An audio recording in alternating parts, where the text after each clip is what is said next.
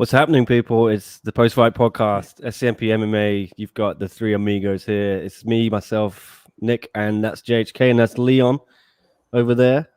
How you guys doing? First of all, Leon, what's up? Thanks for helping me out yesterday with the fight companion. Was it yesterday? For some reason, because yesterday was a strange day because It was. the time I finished all the post-fight stuff, it was about 2 p.m. It's usually about 2 a.m. So I was like, this is weird.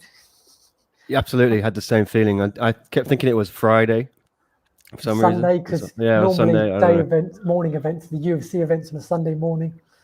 It was a very weird day. I was working about 18 hours until midnight. Or something like that. It was crazy. A lot of fallout, which we're going to get to. We're going to get to all the fallout. But John, how are you as well? You know I like to check in on you, buddy. I'm all good, man. I heard this story that a certain Brazilian champ watches the podcast. Can you tell me anything about that, Nick? Well, Adriano, yes. Yes. I just interviewed him earlier, and he, at the end, I said congratulations and thank you, sir, for a great victory and all the interviews you give me. And he said, "Oh, I watched the show. I love the live shows, all that." I'm paraphrasing a little bit, but it was pretty cool that Adriano Moraes watches some of the crap that we spew out here on SCMP MMA. So I tell you, that tells me I really need some sort of spin-off show where I can just talk all my rubbish, get out my system and none MMA stuff. So when we do a fight companion, I don't drift off script and I can stick to MMA. Well, yeah, you had some fun stuff you were talking about before you went live as well here, which was we'll keep that off the record.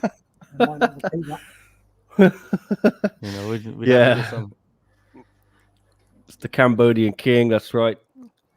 He's back. Leon is here. Where do you want to start then? Should we go to the ratings? Want to talk about the ratings? All right. I guess that's the newsiest element of all of this. Where am I going to get these numbers? Twitter, right? So Twitter. Jedi Goodman. Let's have a look. I'll bring it up. I think it was something roughly like 196,000, right? Is that correct, Leon? Yeah, that was average as well, so it would have spiked up. You'd think a fair bit more than that. Okay, so it's down, isn't it, from the last time one was on TNT? I think, is that correct? So I'm just trying to find these numbers here. Here you go. Found them. All right, I'm going to stream it here inside the browser. Let's do this. Okay. The last time it was on TNT was that 3 weeks after their last live card. All right. There we go, yeah. Okay, so thank you, Jedi Goodman. One on TNT one averaged 196,000 viewers, 0.08 demo. The demo is what, 18 to 49 or something like that, right? I can't remember the actual breakdown, but as he points out, there are the recent airings of one on shows on TNT. Some of them did better than some of them. It did a lot worse than all of them apart from Inside the Matrix. Yeah, Inside the Matrix. So, I mean, that was a pretty stacked card. That had Christian Lee. Do you think this is something to do with it having the Asian Americans helps them when they have Angela, Christian Lee, Tom Lee? Does that maybe bring in a lot of viewers? Chris was talking about that in our WhatsApp group, wasn't he? Yeah, well, I think that Inside the Matrix for me was the more stacked card. But from a US point of view, I would have thought one on TNT 1 was a more stacked card from that point of view. But Inside the Matrix, Vong La and Song, Martin Nguyen, Jiong Jing Nan. Xing Jong Nan. Jiong Jing Nan. And what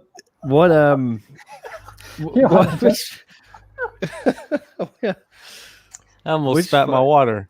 What the fuck was that? I said that well there for me. Yeah, you did. You did. Which fights were on TNT though from Matrix? Because did they do the whole card? The whole six fight card? Point. It was a 6-fight card, but there's 4 title fights.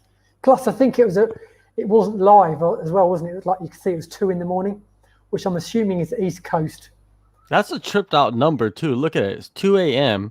and it's like the highest numbers. Well, I asked, I can't remember who asked this You before. see that? You see that But- at like So November before November 1st? TNT Yeah. was replaying one event at 1 or 2 in the morning. That's crazy. Look Which at I that. know at one point there's less competition then, but also there's less people It's like awake. all the people like getting back from like the bar and just hanging out, And- you know? And that's Time midweek, to watch I some think. fights. Exactly. Like unwind. Or is watch the it? fight. Is it because the other coast? What is it? The West Coast. West Coast. It's still, yeah, that's still between, but starting at 10, 11 on the West Coast. Yeah, I'm assuming these are all East Coast times. I have no clue. I'm not really a ratings guy. I might have to become a ratings guy if one keeps doing shows on TNT. Become the Dave Meltzer of One Championship ratings news. They were comparing. No, he put up some more tweets, didn't he? Just comparing UFC numbers, I think. Or was that you? Oh, that's me. I said that. Yeah. Okay, so I'll stop following this guy's thing. Is that a good rating then, Leon? Well, I mean, obviously, none of us live in the US. None of us are that familiar, as you said, with the ratings. It sounds, considering UFC on ESPN, their prelims tend to get, or their main cards of their fight nights tend to get between 500,000 and a million odd, and that's prime time Saturday night. Obviously, that's on ESPN. TNT, and I'm not sure, is that, I think people still have to pay for that in the US, don't they? It's not a free channel. It's cable, so you get it cable. if you subscribe to cable. But okay, it had a pretty good lead-in from AEW, which did about 700,000 viewers. The wrestling, and I think they had Mike Tyson on there as well. So they dropped a lot of viewers tuned out. Clearly, I don't know if it was the Eddie Alvarez thing. That may not have helped the rating, because there was a lot of fury online, wasn't there? A lot of people were upset that Eddie got shown the red card, got DQ'd for the illegal shots. Maybe that. And not only that, I spoke to Chris from MMA Island. He said he turned on TNT at 4 minutes past 10, and the fight had already finished. What? Because What's he doing? Yuri Lapicus, he started his walkout 3 minutes to 10, which I thought was a bit crazy. Why is it starting then? It didn't really give him much leeway. So I don't think know if They wanted people to just tune in and it starts, right? Like from AEW. I guess, because one, obviously, some of the compliments has been that one, the pacing of one event is very good. It's pretty quick. But on the other hand, if say you were watching the wrestling and you wanted to make a cup of tea, go to the toilet, and you come back at 5:10, you've missed the fight. You drink tea? Cup of tea? I guess it's not really an American thing, is it? But that's what you say in England in an advert, isn't it? You go and make a cup of tea in the break. Yeah, doing it literally fighting at 1 minute past 10, maybe not have been ideal. I feel they should have had a hype package, get that sizzle reel, the 5 minute or 2.5 minutes, just let people know what the hell one is first if they've never seen it before, or just run a video package for Eddie Alvarez's fight. I don't know. Especially because the Tyler Maguire fight before that went 3 rounds and finished about 1:45. If that was a quick finish, we'd have had half an hour to kill before the main card. But we didn't. They had 15 minutes, so surely they could have filled up that space and then let Yuri Lapicus start his walkout 5 past. Had 5 minutes of promos and maybe Rich Franklin talking, a familiar face in the US. Maybe Although I guess the other thing as well is, I guess they weren't expecting the fight to last in under a minute and to finish the way it did as well. So I guess it was just a crazy few minutes. Yeah, I think we'll get to it a bit later. But I just wanted to talk a little bit more about the ratings. But do you think it's a case of one, maybe this was a new territory for them? So, like, even when the UFC did their first ABC card, Dana was saying everything went wrong because it was just this new. It's kind of out of the blue, isn't it? It's not the way you normally do things. So maybe they'll find their feet for the rest of these cards, these live ones at least. They'll have a little more time to prepare, obviously 2 and 3 because they're pre-recorded. But the trouble is everything's a learning curve in life. yeah, and like you say, the trouble is though, 1 TNT, 1 DJ, Eddie, you've got to hit the ground running because you kind of need to make an instant impression. You're promoting it. You want the world to see. You want to tune in next week when DJ and Eddie aren't fighting. And if you put on a massive show and everyone walks away going, "That was amazing. I'm tuning in next week." That's what you want. So obviously the timing was a little bit off. The whole thing about Rodtang fighting last, I think that was a shame. And they're doing the same thing next week. There's only a 5-fight card. Christian Lee's fighting in the main event at 10 o'clock. And then Janet Todd in the co-main event against Anne Lyon Hogstad. She's fighting after the main event. It's only a 2-fight main card. I mean, they're going to fill 2 hours with 2 fights. Well, an hour and a half, but it's starting at 10 o'clock. So, like, for example, Brett Okamoto, I saw one of his tweets saying it was a 2-fight main card. It wasn't, it was a 3-fight main card. Rodtang was on the card as well. And Rodtang, they made such a big deal of Rodtang being on this card, put him on the main card, talked about him, and then they put him on after Adriano Moraes, and like just to be forgotten about when it really mattered. For me, that was crazy. Put him on in between Eddie and DJ. And they didn't even put him up for interview after, which I thought was weird. Maybe he just did the Thai media. But they did Raymond Magomedaliev as well. I don't know. And anyway, ratings. So not a disaster, I would say, or is it? I was thinking 300 would be, a good one, but it's difficult. I mean, that's just purely in America, isn't it? Obviously. Yeah, I reckon they probably did big numbers on their other outlets, because it was... I mean, like the Bellator, their first card on Showtime did similar numbers, in fact, worse numbers. And then they apparently done about 400,000 views on YouTube. But again, I think Michael pointed out in our group chat, Showtime and TNT are slightly different in the US. Showtime, I think, is more of a premium channel, so not as many people have it. But on the other hand, it's a sports channel, isn't it? So people that do have it are going to be, you'd think, all potential MMA fans, because TNT doesn't necessarily mean everyone's going to tune in. There's a lot of potential viewers there at TNT, but it doesn't necessarily mean they're going to come to fruition. Yeah, Alan makes a good point there that if these ratings drop, presumably this will be the end of one on TNT series. They will just kind of do what they were doing before, have them on at 2 a.m. reruns or whatever it is, or just use I don't know. What's the way forward here? Are they able to put on these blockbuster cards continuously? That's the question, you know what I mean? No. And the threat of losing fights, which they have done, they've lost a lot of fights. They've lost the co-main event for next week. I'm hearing things of other stuff which we will come out eventually. I can't say them, but there's more bad news I can say. So this whole thing's been a train wreck. Really, it's not their fault. They've it's really heartbreaking for them. They put together 4 enticing cards, and these fights are falling through because of these. Singapore is really strict with COVID, right?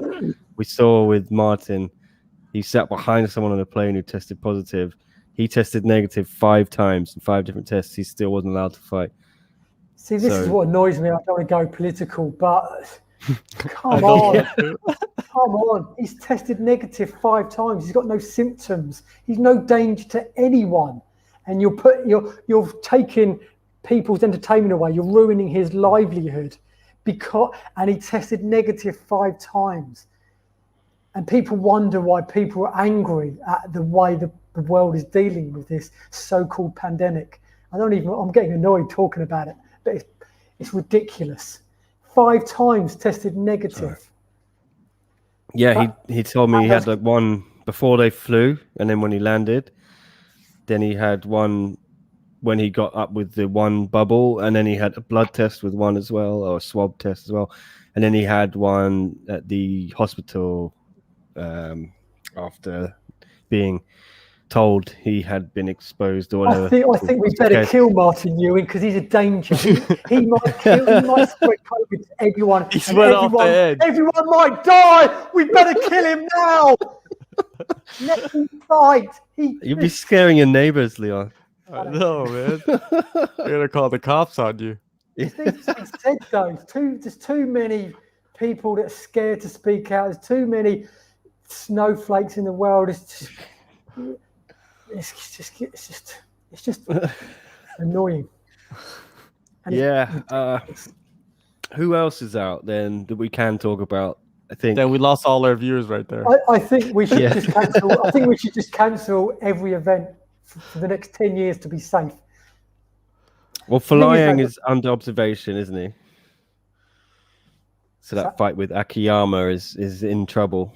Edward Flying is under observation. Well, Sexyama's out. Sexyama was out before that. Yeah. He was injured. Oh, really? Yeah. Okay. Oh, well, Flying was going to fight someone then, but he's under observation. Stephen Lohman tested positive. Lito Adewang tested positive.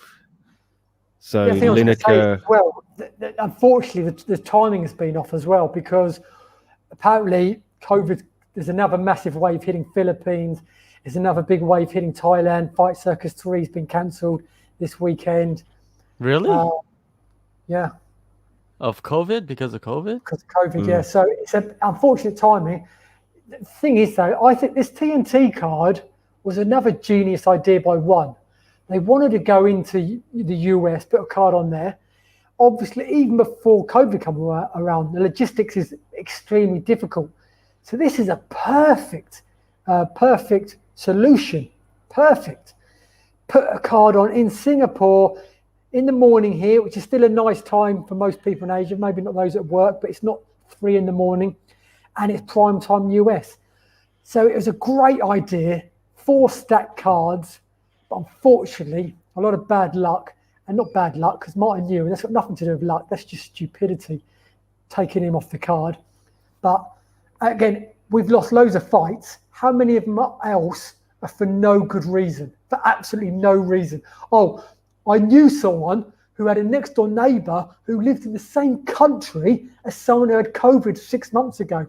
Right, you can never fight again. Cambodian King's letting loose here. Exactly. He must have drank the juice tonight. What's going on? He's had too much almond milk. Exactly. Oh my I god. tell you, this is my Almond OD. This is my only outlet in the whole world. I live on my own. I don't see anyone apart from when I go food shopping, and then everyone's got a nappy on their face. You can't even see anyone. And then this is my only communication with the outside world, apart from my interviews. And I try and be professional in my interviews. I can't go on rants and start talking about labour boards and stuff like that. You should. So this is my only chance to rant, to talk rubbish. I haven't been out. I haven't drank alcohol. I haven't chatted up and talked rubbish to a girl for 15 months. Do you know what I mean? Good it's not good. I'm going mental. Oh my god. I wonder why you're so eager to do this show tonight. I texted him and he's like, yep. I wasn't going to at first. I was like, I've been working all day. I could do really? this switching off for an hour before I go to bed. And I thought, have a good chat with my buddies. Get some stuff off your chest. Yeah. Okay. Antonio Spartan is telling one he wants to fight Eddie on TNT 4. I love Antonio, but you've got to be a little bit more realistic with your call-outs. I know for him it makes 100% makes sense. Makes no sense to Eddie. With Fuliang. Of course you want to fight Eddie. Of course you do, because it's a win-win situation. You lose, you fought a legend. You win, and oh my God, does it make it just opens up your career. But Eddie is in tears. He wants a title shot. I mean, he's not going to accept a fight with someone outside the fight, top 5. He wants a title shot, maybe a rematch. I mean, you know who Antonio should fight though. He should fight Sexyama. Yeah. That's who he should fight if he wants to, get some clout. Go beat Sexyama. He's a big name, right? That's a lot more realistic. He's a big name, and he's not he's not on the verge of having a title shot. Exactly, and Sexyama's on the tail end of his career. You know what I mean? You could probably. And he'd probably win right now as well. Yeah. Perfect fighting Sexyama with one arm. Maybe Peter Baust could be good for Spartan. He's ragtide too. Low Tynanus, isn't he? Is he? Oh, yeah. Which card? Man. TNT 4, I think. Okay. Is that a rematch? Don't think so. No, it's not. No, Tynanus lost to someone, didn't he? Yeah, he lost recently to Marek Gavrov. Yes. That was a weird fight. Well, that was razor close. That could have gone either way. And that was a weird fight. Like, it wasn't a very good fight. Mm. It was Tynanus' first fight in a long time. Yeah, he was injured for a long time. And before that, he was one of the hottest prospects in an already stacked lightweight division. He was the prospect. He was like number one, pretty much, in the whole not even division, the whole promotion. Between him and Daggy, they were just on a quick path to the top. Quick path. Didn't he have some medical issues, like a virus that went on for? He didn't think he was ever going to fight again, and then he changed his diet. But there's loads of exciting matchups in that lightweight division. You've got as well, like I think someone mentioned in the group chat, Amir Khan would be maybe a good possibility for Eddie. But does Eddie want to stay in Singapore for another 3 weeks? He's obviously got a family, and also how realistic is it to play around that 4th card? I don't know how many fights have fallen off, but it's a 6-fight card on TNT with 3 on the lead card. There might not be room, although you'd think they'd make room for Eddie Alvarez, especially an upset Eddie Alvarez. I don't know. Amir Khan? I don't know that. I don't think Eddie should fight Amir Khan. Well, you've got he's just outside the top 5. He has the most knockouts in one championship history. So that's a selling point. It's the most violent man in the world, according to the Underground King, versus the man with the most knockouts. And he's had a few losses, but he's the type of fighter you're going to get a good fight. He's very aggressive. Obviously got the knockout power. Although he does fight a little bit more sensible now. And he's based in Singapore, so I think he's always in the gym at Evolve. So that's kind of realistic. We got a matchmaker. One championship should hire you. Leon? Yeah.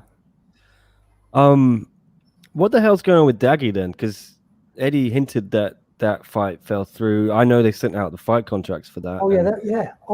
I mean, that's another. I don't know if Daggy. I thought that yesterday. Could Daggy step in? He hasn't fought for ages. I don't know how hard he's training, or whether he's used COVID as a bit of an excuse just to take a bit of a breather. He had COVID, did he? I don't know, but okay. Well, I asked Eddie on that virtual press conference thing. Yeah, would you do one TNT4? I think he said if it's the right opponent. So, who is the right opponent? Yeah, it's got to only be Daggy or someone higher than Lapicus.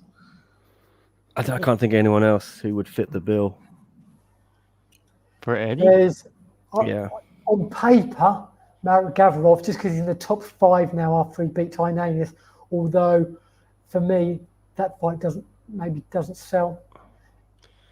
But if you're Eddie, you just want to get a win because he's 1-2 now in one championship.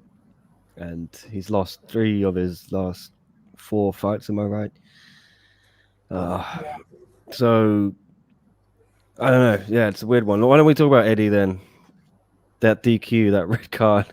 I didn't get a chance. I had to dip out of the Fight Companion to do some writing and all that stuff. So, I don't know if you guys already discussed it, but... No. Yeah, what do we think? Because Chatri says illegal blows. Let's watch Martin. it. Let's watch it. What there's a good clip on One Championship Twitter page where it's closed up. It's a good angle. You've got All right. the sounds up. Am I going to Get get it. banned in India though if I do this? No, because it's on Twitter. It's on Twitter, yeah. Doesn't stop. And it's under 3 minutes. Okay. Well, I'm still going to geo-block India, I think, eventually. Where is it then? How far down is this? It's only yesterday, isn't it? So it Can't shouldn't be be too far down. Is it? There Oh it is, yeah. there it Listen. is. Okay. Have I already got this on screen then? No. Okay, I'm gonna have to reshare it because it hasn't got audio. So 1 sec. Talk amongst yourselves, Yeah, but please. you know, with Eddie, yeah, I think he should just go back home and get a fresh matchup. You know, the next time they come around with events, I don't think he should fight. Things like, when's the next card going to be? I mean, you've got the final TNT card at the end of April, and then you've got Empower at the end of May. There's no card scheduled at the moment between them, so at the moment the next one card is going to be in June. It just seems. All right, let's watch this. Okay. Watch the back of the head.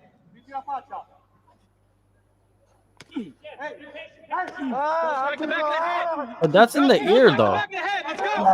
For me, most of them are illegal. Back of the head. Back of the head. Back of the head. Let's go. Hey, isn't the back of the head like the center line, not the side behind the ears? At least 2 of them were illegal. No, they're all in the back of the ear right here, behind the ear. The last 2 Behind were. the ear. The last one was here, and the second last one was there. No, I one think was they're on the all back of the legal right there, man. The thing is, I think though, that was right behind the ears every time. Look at him. like I Right said, behind the it ear. He turns his head into it though. Yeah. His head doesn't Look. move. His head's still the whole time.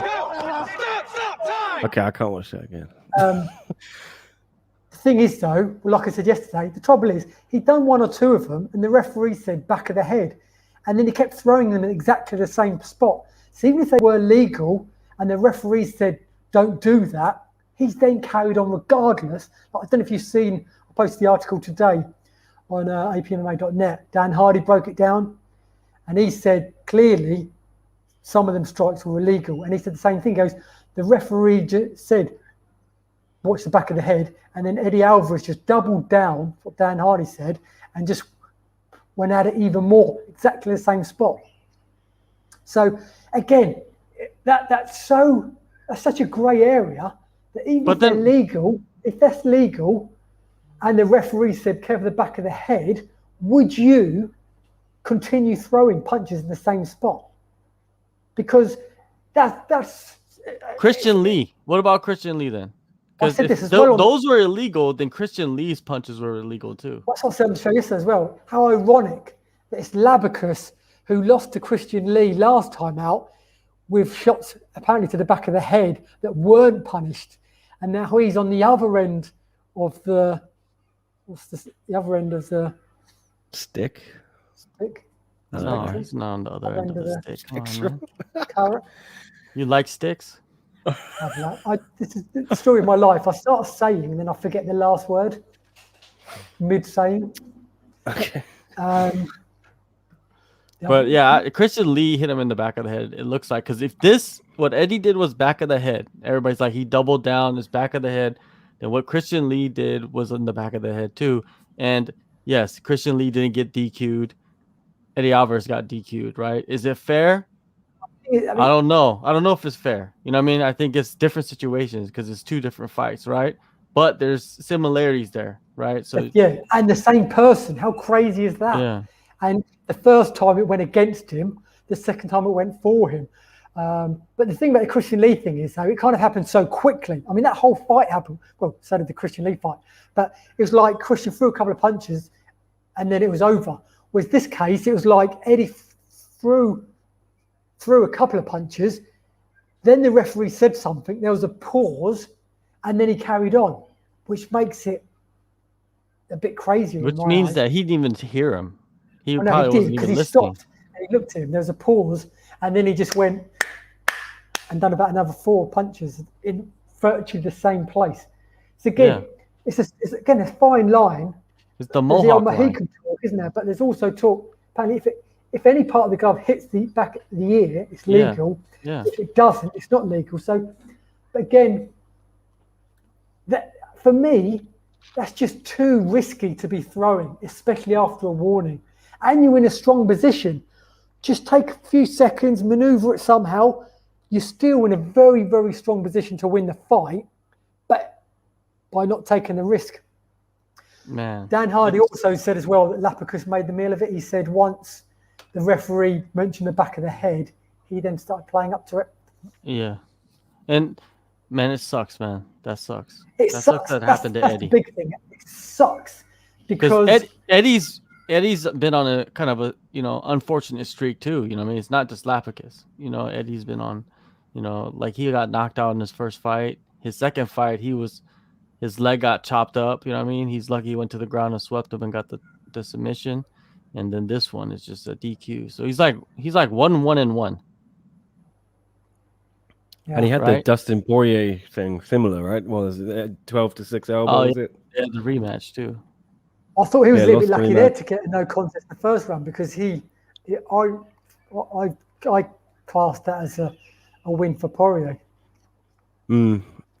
Well, I spoke to Martin, did interview him. He said it was clearly illegal. He wasn't having any of it. Chatri said they were illegal. Spoke to Adriano. He said, I think he didn't say it was illegal. He said it was unlucky for Eddie. They shouldn't have stopped. He shouldn't have got a red card. Should have been a yellow card. And I don't know how would that. Yeah, no contest. So because it carried on if there's any yellow card. Yeah, I mean, are there any fighters out there who aren't, Americans, UFC fighters who think that it was legal? Or the main uproar has come from the US. Who I mean, all the journalists on that have any excuse to throw shade towards one championship, and you got people going, "Oh, so DJ can get kneed in the head, but someone can't even punch the side of the head." Yeah, who are you imitating? Yeah, American hippies. American hippies. I don't even know they even exist anymore. I don't know. I'm just talking out my rear end, but I mean, even the journalists were on our media call, Leon, right? All the American ones. Eddie was just asking, "Oh, what did you think?" And they were like, "Oh, yeah, it wasn't illegal." When you asked David Martin, it reminded me of when Alex Overeem put me on the spot. Poor old you. It must be daunting. You can't exactly say to a fighter, "Yeah, I think that was illegal, mate." But again, I think at least the last one or two were, and the others were so close. It's like, for example, when a fight is so close and the decision goes one way or the other, you almost can't argue. You get the other side of the fans going, "Oh, it's a robbery," but really, it's that close. You can't really argue. When you're punching that close, you're putting yourself at risk, especially when you've just been warned. Don't like Dan Hardy says, double down and go, "No, I'm not. I'm going to punch there even harder." You adapt. You even if the referee's completely wrong, you have to listen to the referee. John. Yeah. What do you think? I thought most of them were legal. I don't know. Behind the ear is legal, right? So I think those punches landed behind the ear. You know what I mean? So I don't know, man. If you prod with your fingers now, this whole bit here. You're showing me your armpit. No, but if anywhere here, which is still just turn around. Just turn around. If someone punches me here, their glove's gonna be touching my ear. But that's still where your brain is more sensitive and less protected. Well, your brain is right there anyways, no matter what, right? But anyways, I think behind the ear, I think he hit him behind the ear. I'm thinking that was good. Those shots were decent. Because if Christian Lee got away with it, right? That means, what Eddie did was legal. And maybe the referee was wrong. Have you ever thought of that? Well, even if he was, he's wrong. They reviewed it with replays, and even with replays, they said them blows were illegal. And people always go, "Oh, are you on the committee?" No, but what my point is people always accusing one of doing this, doing that. Do you think they really wanted to disqualify Eddie Alvarez in the first ever fight on TNT? Of course they didn't. They wouldn't have done that unless they were 100% sure in their minds those blows were illegal and that warranted a disqualification. Because surely they'd have done anything to avoid that scenario. Because on one hand, the publicity has been amazing. Everyone's talking about it. All the MMA websites have got 3 or 4 One Championship articles in the top of their page. But on the other hand, a lot of it is negative. So Of course. it could have been all positive. So again, I think with One Championship and with promotions in general, but I think especially One Championship, whatever they do, they get criticised. It's better than no attention. Yeah, maybe, but maybe not.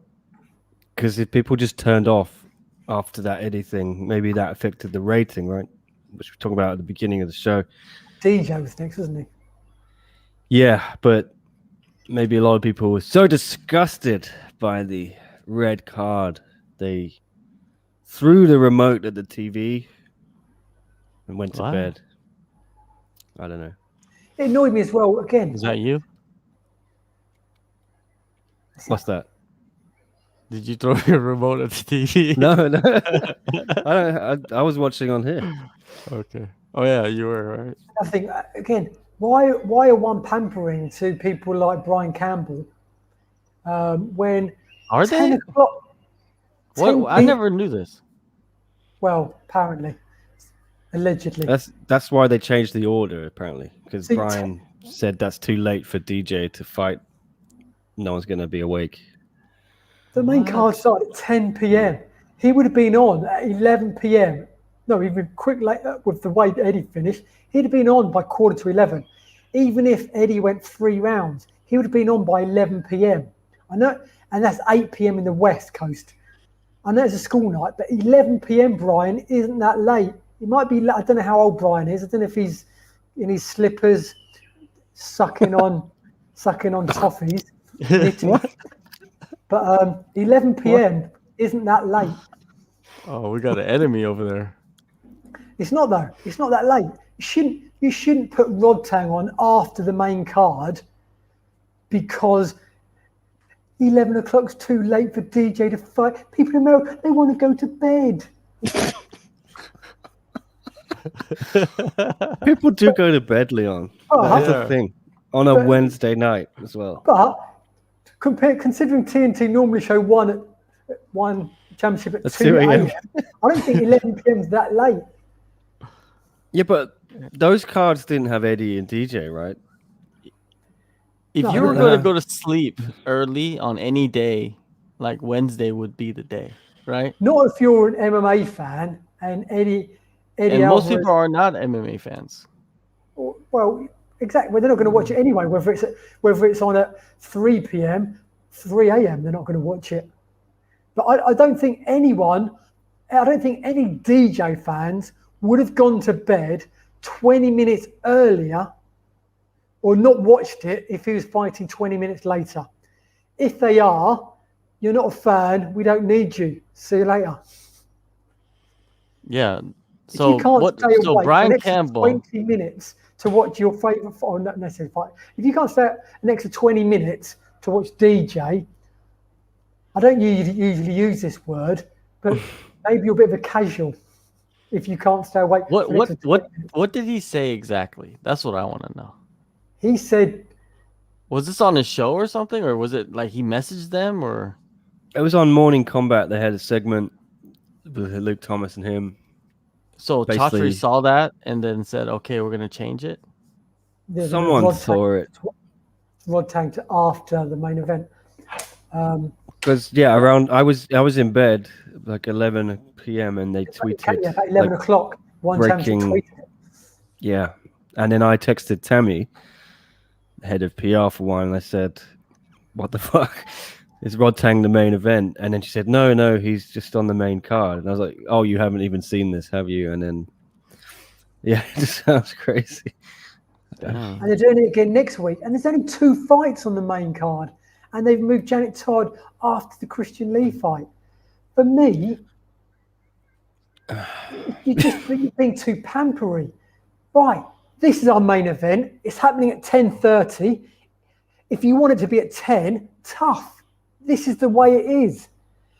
Not, I don't know. I don't want to go on another rant.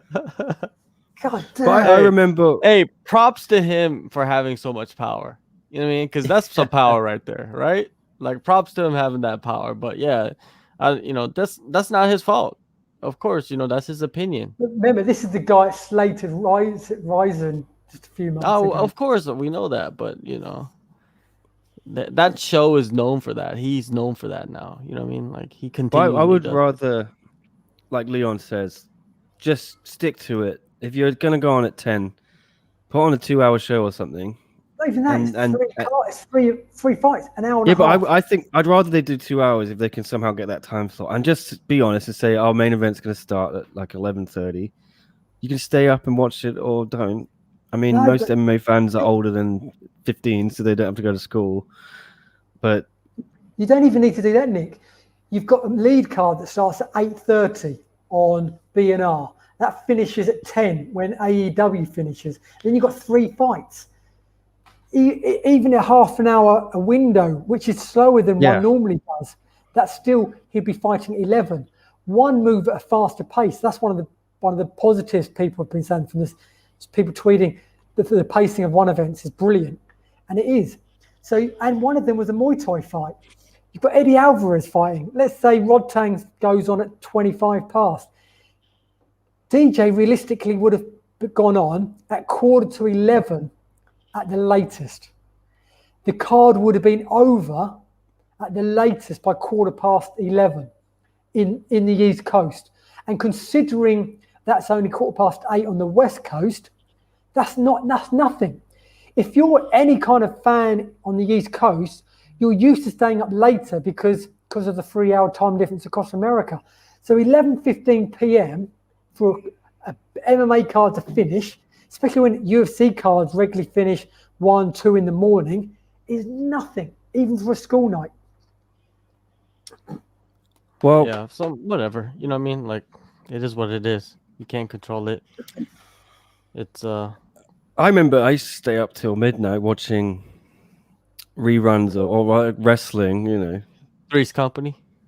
No, I watched SmackDown, Raw, replays. If it was live, it would start at like 1 a.m. If it was replay, it would start at 10 p.m. I would rather they just maybe find a different night for it and run a full 3-hour show, like 6 fights or something. I don't like this half of a card on a Monday. nonsense. You think, what about a Monday? Well, the problem is you got Monday Night Football, right? NFL. Yeah, but that's only a small portion of the year. You know what I mean?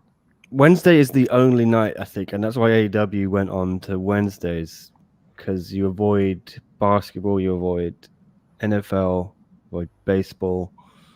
What about Sunday? That's when people are home. That's NFL Sunday, right? You've got as well think of some sort of window that isn't 2 a.m. for repeated cards. So let's say, because even if one do this in this TNT series, I like that. If one on TNT is successful, the series, let's say they do it every 3 months, but that still means the other 2.5 months or the other 2 months, the cards are going to be at silly o'clock in the US. So you want a time every week that isn't 2 a.m. where they repeat the one championship card. Maybe, I don't know, could you on a Saturday afternoon? You want it as near to the Friday night as possible, so there's less time for people to find out results and that. But, or Sunday, I know Sunday morning. Yeah, Sunday morning in US. Is anything going on then?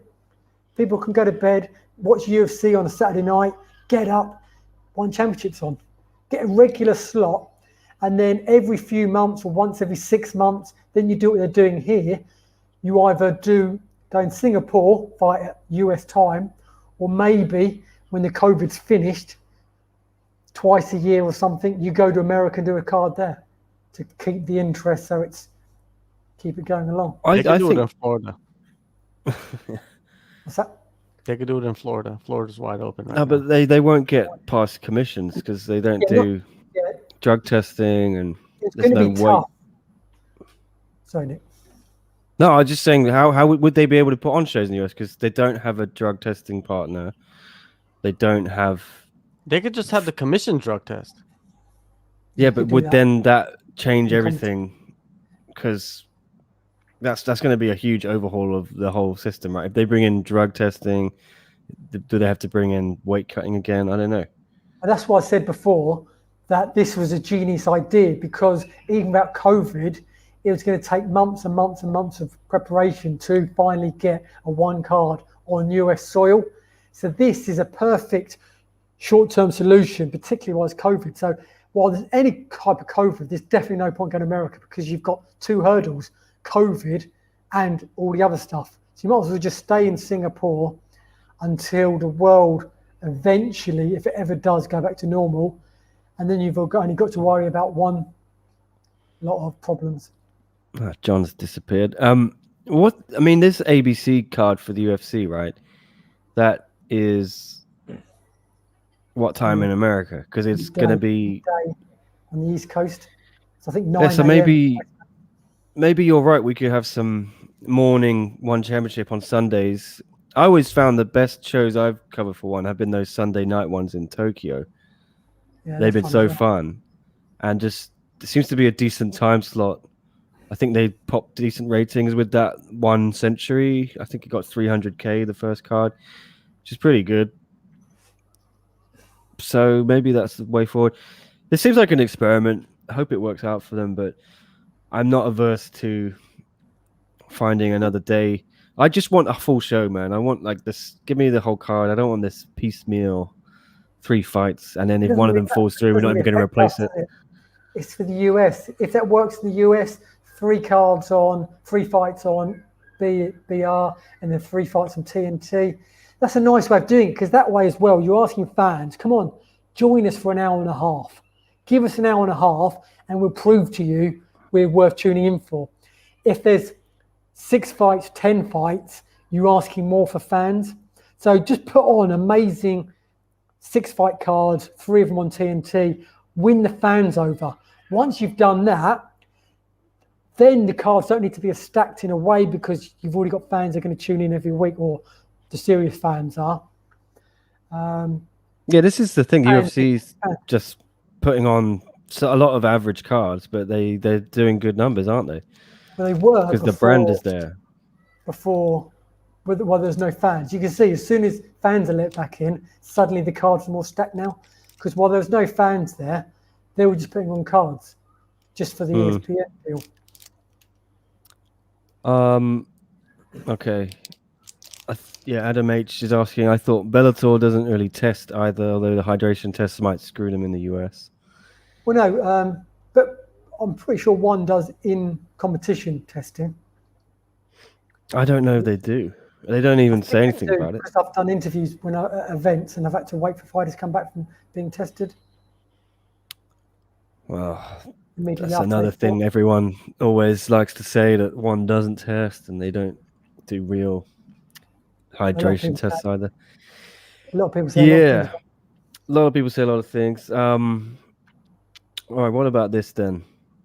Alan is suggesting have one on TNT's second series of cards on Saturdays head-to-head with their main card on TNT versus a UFC pay-per-view. Nah, you can't do that. That's like suicidal, yes. Quickly, that's another point I was going to mention. They need a regular slot that isn't 2 a.m. Because let's be honest, even if... Or just big up that 2 a.m. slot. Just go. Well, then again, in this day and age, does it really matter? Because 10 years ago, if something was at 2 a.m., you had 2 choices.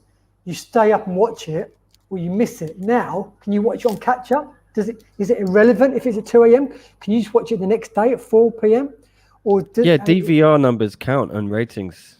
So I guess it's not as important now, but I guess to a certain extent, you do want people tuning into a regular slot. So it'd be nice for one to have a regular slot for all the repeated cards that go down on Friday night in Asia at a reasonable time. Well, there was a question here from someone.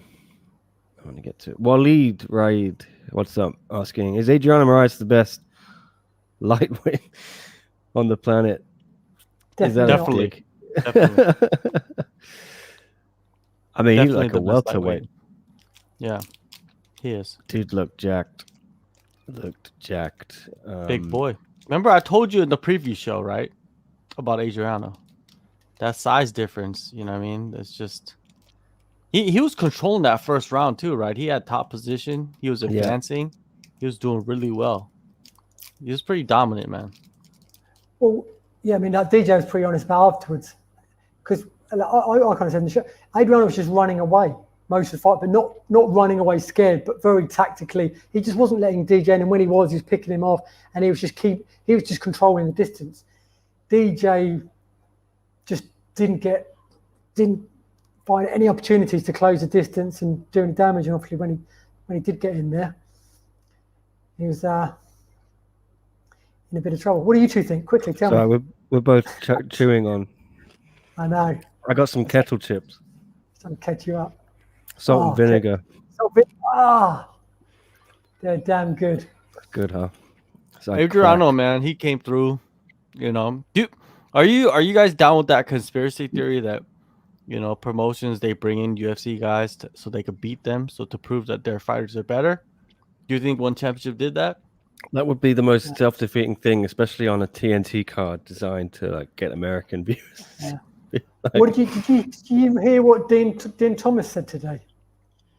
No. He said that when he was American top team, Marias wasn't even the top 5 flyweights in the gym. I find that hard to believe. I find that hard to believe, although it wasn't that long ago. He was there until what, about a year ago? Yeah. Everyone else there raves about him. I know. I've interviewed so many training partners of his. Yeah, they all say he's like one of the most underrated fighters in the world. Yeah. Not anymore.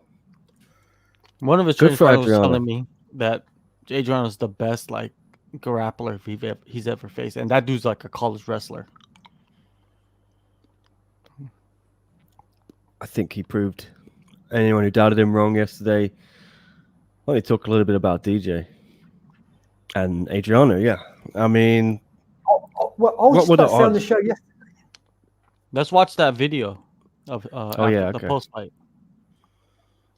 I was just about to say yesterday on the Fight Companion, I was going to ask what everyone thought about DJ. But going into this fight, he was so almost too, what's the word, kind of laid back. So like, I don't know if you saw the vlog show. They asked about if he loses. He goes, if I lose, I just go back to carry on. It's like no big deal. He was like almost too the other way of being too competitive and wanting to win too much. He's almost because we always kind of, DJ takes everything in stride. He's so calm, relaxed. But was he too calm, too relaxed? Was he too, what's the word? What? So you're saying that DJ was underestimating Adriano? No. Was he lacking? He? Was he lacking the confidence? Was he too laid? Was he? I don't know. What is too laid back? Because he's pretty laid back all the time. I know, but he seemed even more laid back. Like he takes. How do you measure laid back though? Like if you're laid back or not? You've got the fighters at the other end of the spectrum that I'm going to kill you, I'm going to do this, I'm going to do that. Demetrius almost walked into a high knee. The uppercut. Top position now for the champion. Throws a knee to the jaw. DJ's hurt. It's good night, Irene. It was the uppercut started. Demetrius almost walked into a high knee there. Yeah, he rocked him in that uppercut. Top position now for the champion. Throws a knee to the jaw. DJ's hurt. It's good night, Irene. My favorite thing was John's reaction on our stream. Oh, really? You were losing what was your my shit. reaction? He was like, "Oh my god!" let's watch that one. Let's watch it. Let's watch that. My reaction. Can we find that? Yeah, I'll try and find it. All right, let's find it. I don't know where it'll be though. Because you guys are pretty calm, man. Usually I don't like scream and yell, you know what I mean, during a fight. But that one was wild though. I was like 30 seconds ahead of you. Or 10 seconds at least. So I was like, "Oh, it's over," and then you hadn't. You said it was over before while the fight was still on for me. Yeah. I was like, "What? Yeah, sorry about that. Let me find this. You can't expect someone just being silent when that happens in a fight. Where's this one? Yeah, well, the odds were so huge on Marias, right? Was he? Yeah, Yeah, I think it was like 900. minus 900 or something. Yeah, crazy, right? Yeah.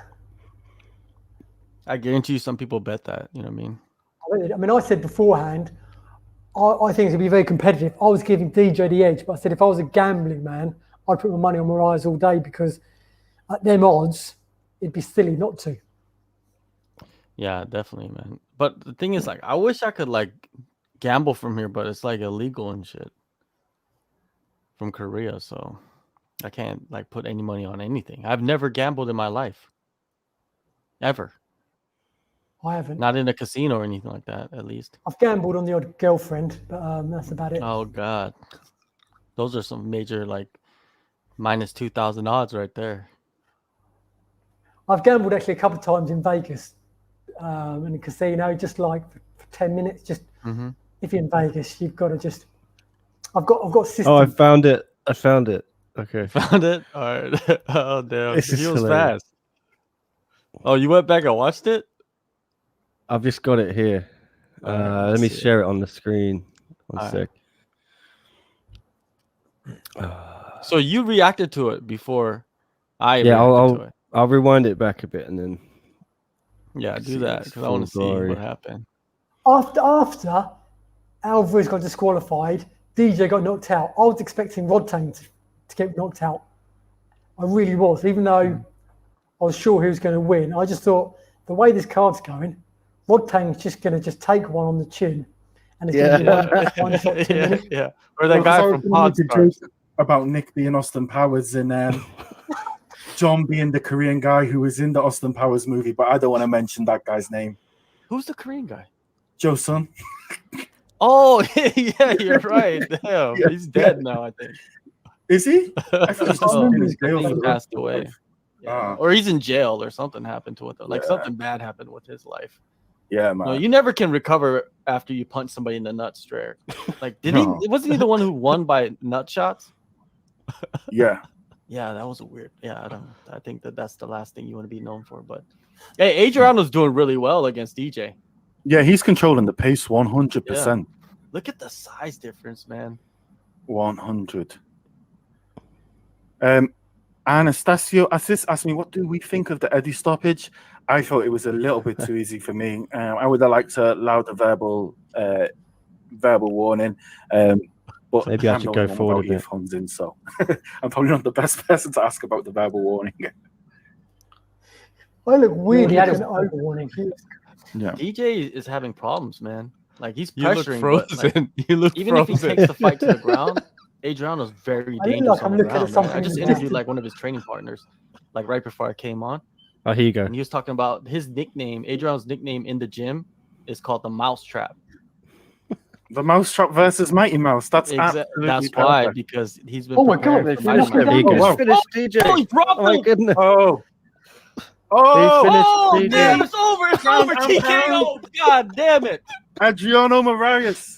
Damn, I told you he was going to win. Popping in Brazil. I told you he was going to win. I need to see that Knee again. to the day. I just interviewed like one of his training partners, like right before I came on. And he was talking about his nickname, Adriano's nickname in the gym is called the Mouse Trap. The Mousetrap versus Mighty Mouse. That's absolutely That's perfect. why, because he's been. Oh my God, preparing they for finished Mighty it. Mouse. Oh, wow. Finished DJ. Oh, he dropped Oh my him. goodness. Oh. He finished Oh, DJ. damn, it's over. It's Round over. and TKO. God damn it. Adriano Moraes. Damn, I told you he was going to win. Popping in Brazil. I told you he was going to win. Oh my god, that was good. Someone clip that up for me, if you know how to do that. Oh Why was Leon frozen? yeah. I was behind. I think I was behind. So when he said the fight's finished, I don't think Moraes had even knocked him down in my screen. Yeah. And I'm watching this fight, and then suddenly I'm hearing it's finished. I'm sorry. I was like, oh, it's Yep. over. That's not your fault. That was good. Yeah, damn. That's good right there, Urga. That's good, Urga. Oh, yeah, Eddie. DJ, what does he do next then? He said he drops wants to down. do kickboxing. He said he ruled out strawweight. He said absolutely not. I can't make it if I wanted to. And then I don't know. What do you do with him, man? He asked that before. Again, I mean, he said that before. That he said that when he shot. He said there's no way he's ever going back down to 125 pounds. And he, like I said, not only is he not willing to do it, he couldn't do it and pass the hydration test. Yeah. Okay. Then he's But I don't. Do you want to see him do kickboxing? I don't really want to. no.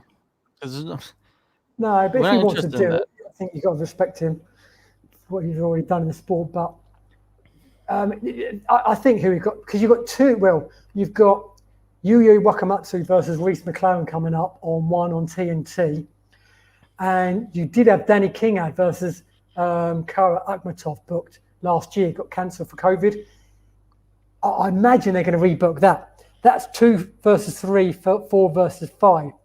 You think the most impressive winner of the 2 fights fights for the title, and then the other person who wins, give them DJ.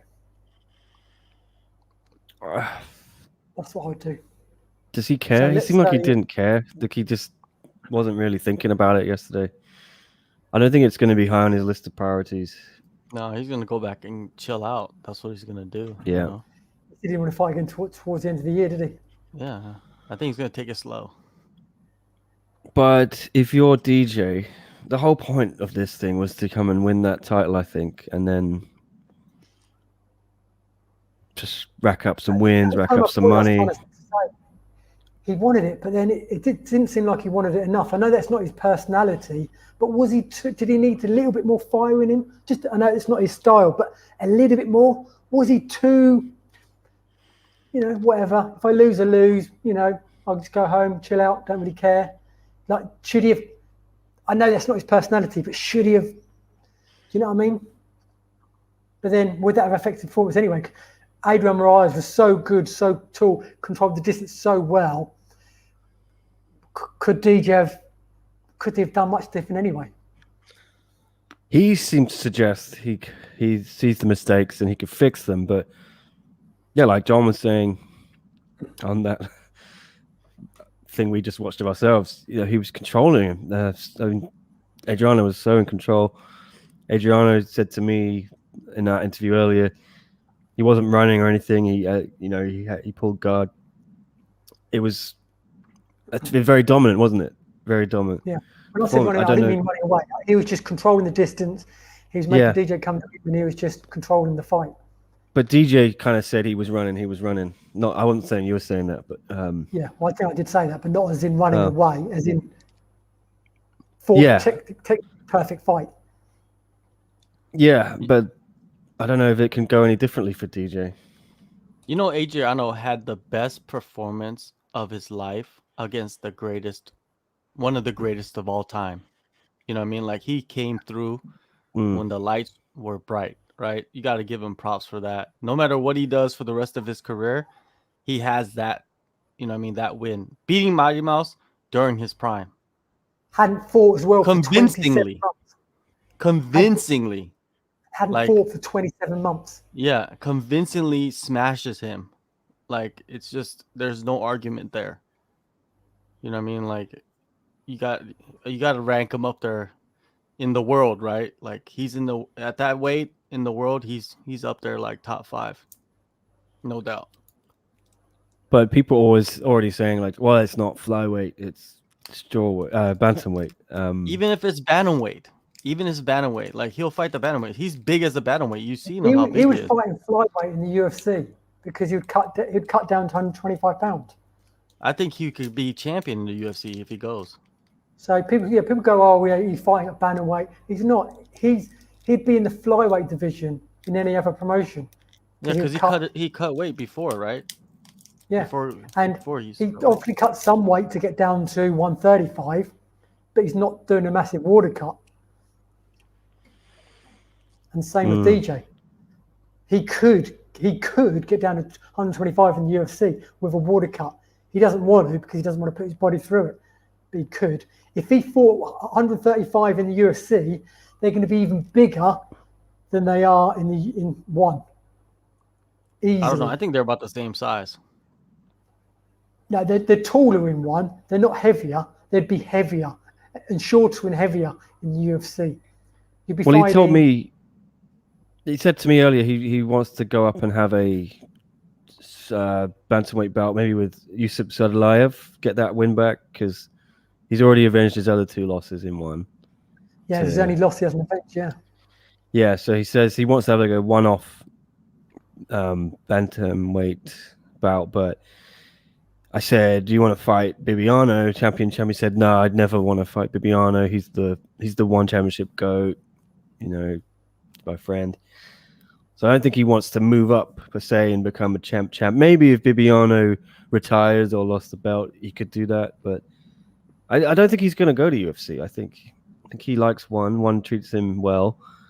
I mean, you know, one moved everything around for Adriano Moraes because he wasn't allowed to get out of the US for a year because he had a green card application. Yeah, and he had to stay for a year. And they moved things around for him, and then they really like him. I think he likes that loyalty.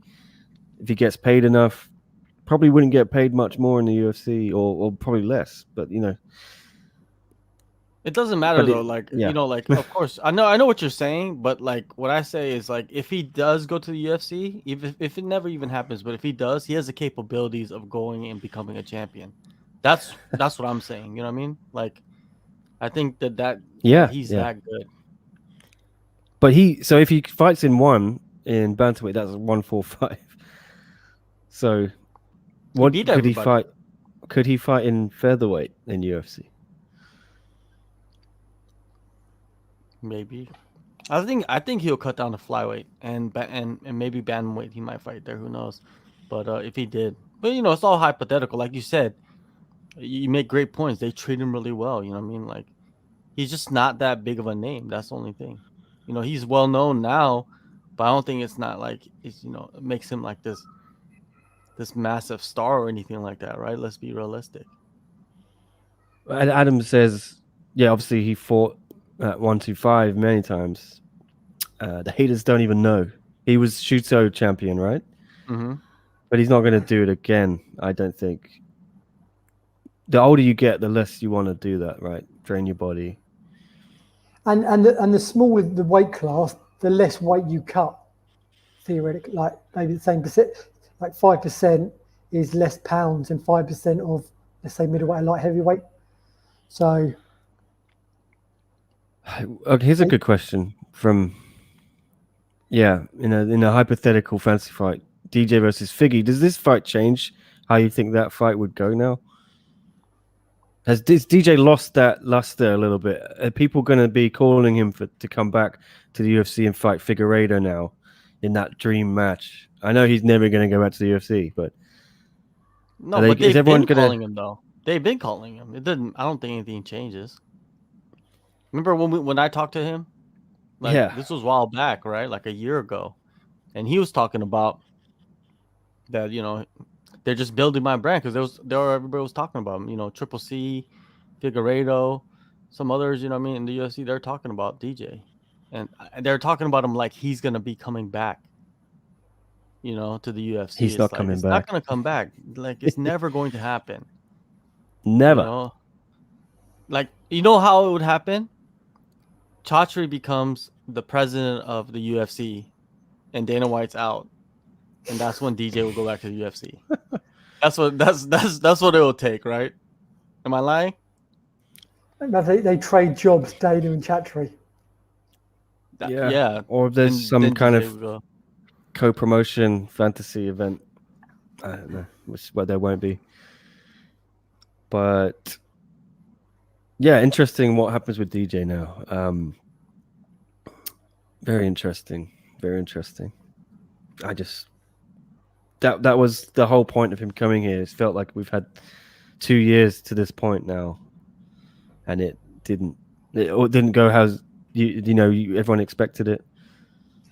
So It's another thing as well. Like Adriano, he would have carried on training pretty much every day for the last 2 years, even during the COVID. DJ, he went a long period without training and wasn't that upset about it. Wasn't worried about it. I hate to keep pimping that interview I did with Adriano, but he said the same thing you've just said there, Leon. He said, I haven't stopped for 2 years. I got so many injuries. I need to heal up. I need to rest now. I've not taken a day off. I've been training like I'm fighting every day. So that's a great point you've made there. Whereas DJ did take extended breaks, didn't he? After he fought 3 times in 2019, so he took a long time off there, and then he had the fight was scrapped a few times. Yeah, maybe you're right. Maybe DJ was less dialed in, but he said he had a long camp for this, so maybe it was too long. Sometimes you just don't want to overtrain, do you? And these guys have been. Well, not only was it cancelled twice last year, it was first going to be in China, then Jakarta. This first TNT card was originally going to happen in February, and they pushed it back 2 months to give themselves more time to prepare. That's got to mess with you, hasn't it? Because he would have been going full tilt in training in December. I think he said this on the pre-fight press conference. He said, then my coach came to me and said, oh, you're not going to believe this. They want to push it back to April to time it with March Madness. And then he said something like, well, I said, oh, God, can we just fight already? Can we get this over with? And maybe that played into it. He was showing some frustration? Yeah, a little bit. Just you can't be happy. DJ's a team player though, right? He's very good with media, very good. He always promotes one, but I sensed a tiny little bit of frustration that they rearranged that fight so many times. And I guess it's just saying it goes both ways. Both fighters are being. And obviously last year, it's out of everyone's hands. It's just obviously they were supposed to fight literally at last April. So this was just considering One Championship's last card was in Singapore, I think February 28th. So literally it might have even been the next card.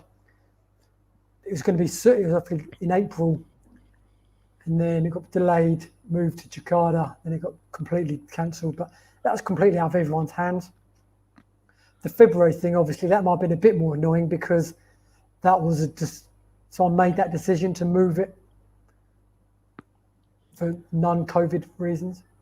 Yeah. Well, that's an interesting story that's going to unfold in 2021 then. The return of Demetrius Johnson, where he goes next. Eddie Alvarez, we talked about him. A lot of stories came out of that show. What else did you like, Leon, on that card? Rodtang, that was a good fight, wasn't it? But you were annoyed he was on. Yeah, give a shout out to Mini T. Yeah. What an effort. I mean, he came in 4 weeks' notice, wasn't in camp, wasn't training, had signed with One Championship for Muay Thai and MMA. He's a smaller guy. He's taller as well, which means he's going to be a lot smaller built than Rodtang. Got knocked down in the second round, and even the third round, he was still going forward and throwing. That was impressive. I mean, Rodtang was Rodtang, but Mini T I was so impressed by him. His heart. Yeah, it was good. I would have watched that if that was before the DJ fight. At least 200,000 people would have enjoyed that. Rug. He fought. That was impressive as well. That was impressive, but the guy he fought never fought MMA before. I know, but the thing is, like, isn't he a striker? Because he looked terrible on the feet. It didn't look very professional, like the level of striking that he was throwing out, the output. Yeah, it looked kind of like a wild man, you know what I mean? And Rug was just doing his thing. Thinking about it now, I didn't think about this yesterday because, like I went into the fight thinking Rug was going to win, but he's going to take the fight down, where it's in his speciality, and he's fighting a kickboxer, so he's going to get him down and win pretty quick. He just beat him on the ground. But would it be? Is it a case of a little bit like Khabib versus Conor, that the big Swiss was so concerned with being taken down that it neutralizes your striking. You see, every time Khabib fought, he outstruck better strikers because they're more concerned about being taken down than fighting to their strengths. Could we have seen that a little bit with the big Swiss? He just didn't want to be taken down, so he. Big Swiss. That's it, mate. I know. Patrick Schmidt. Yeah. Because Rugrug walked through him on the feet. I couldn't believe it. I mean, it's crazy. Bulwark just mauling people. Yeah. Apparently, the translator was just abysmal. I have so many comments on the video I put up from that media. The translator was just saying it wrong. Even Rugrug corrected him once on one of them. My questions didn't get answered. Yeah. In the pre-fight and post-fight. I love Rugrug interviews. They're so fun. Just it's a different translator every time. And I think it was the same one for the pre-fight and the post-fight, wasn't it? yeah. But none of them know what MMA is or anything. And if you say anything like Brandon Vera, they're like, sorry, who's that? I know. The thing is, though, it's not as if you need a translator for some crazy little language no one's heard of. It's French. It's Wolof. Hundreds of. It's Wolof. He speaks French. No, but it's French Wolof. It's like a different. Let me look this up here. It's not. I thought French was, and he even said "merci beaucoup" at the end. French is the national. French. I say French. merci beaucoup at the end, and I'm not French. All right, French I've got is this the on Wikipedia here. It's Wolof is the language of Senegal, Gambia, and Mauritania. Sorry, I got that wrong. And the native language of Wolof people. Oh, this is really boring. But it's got elements of French in it. So, but it's also got bits of like Arabic. When was it created? Good question.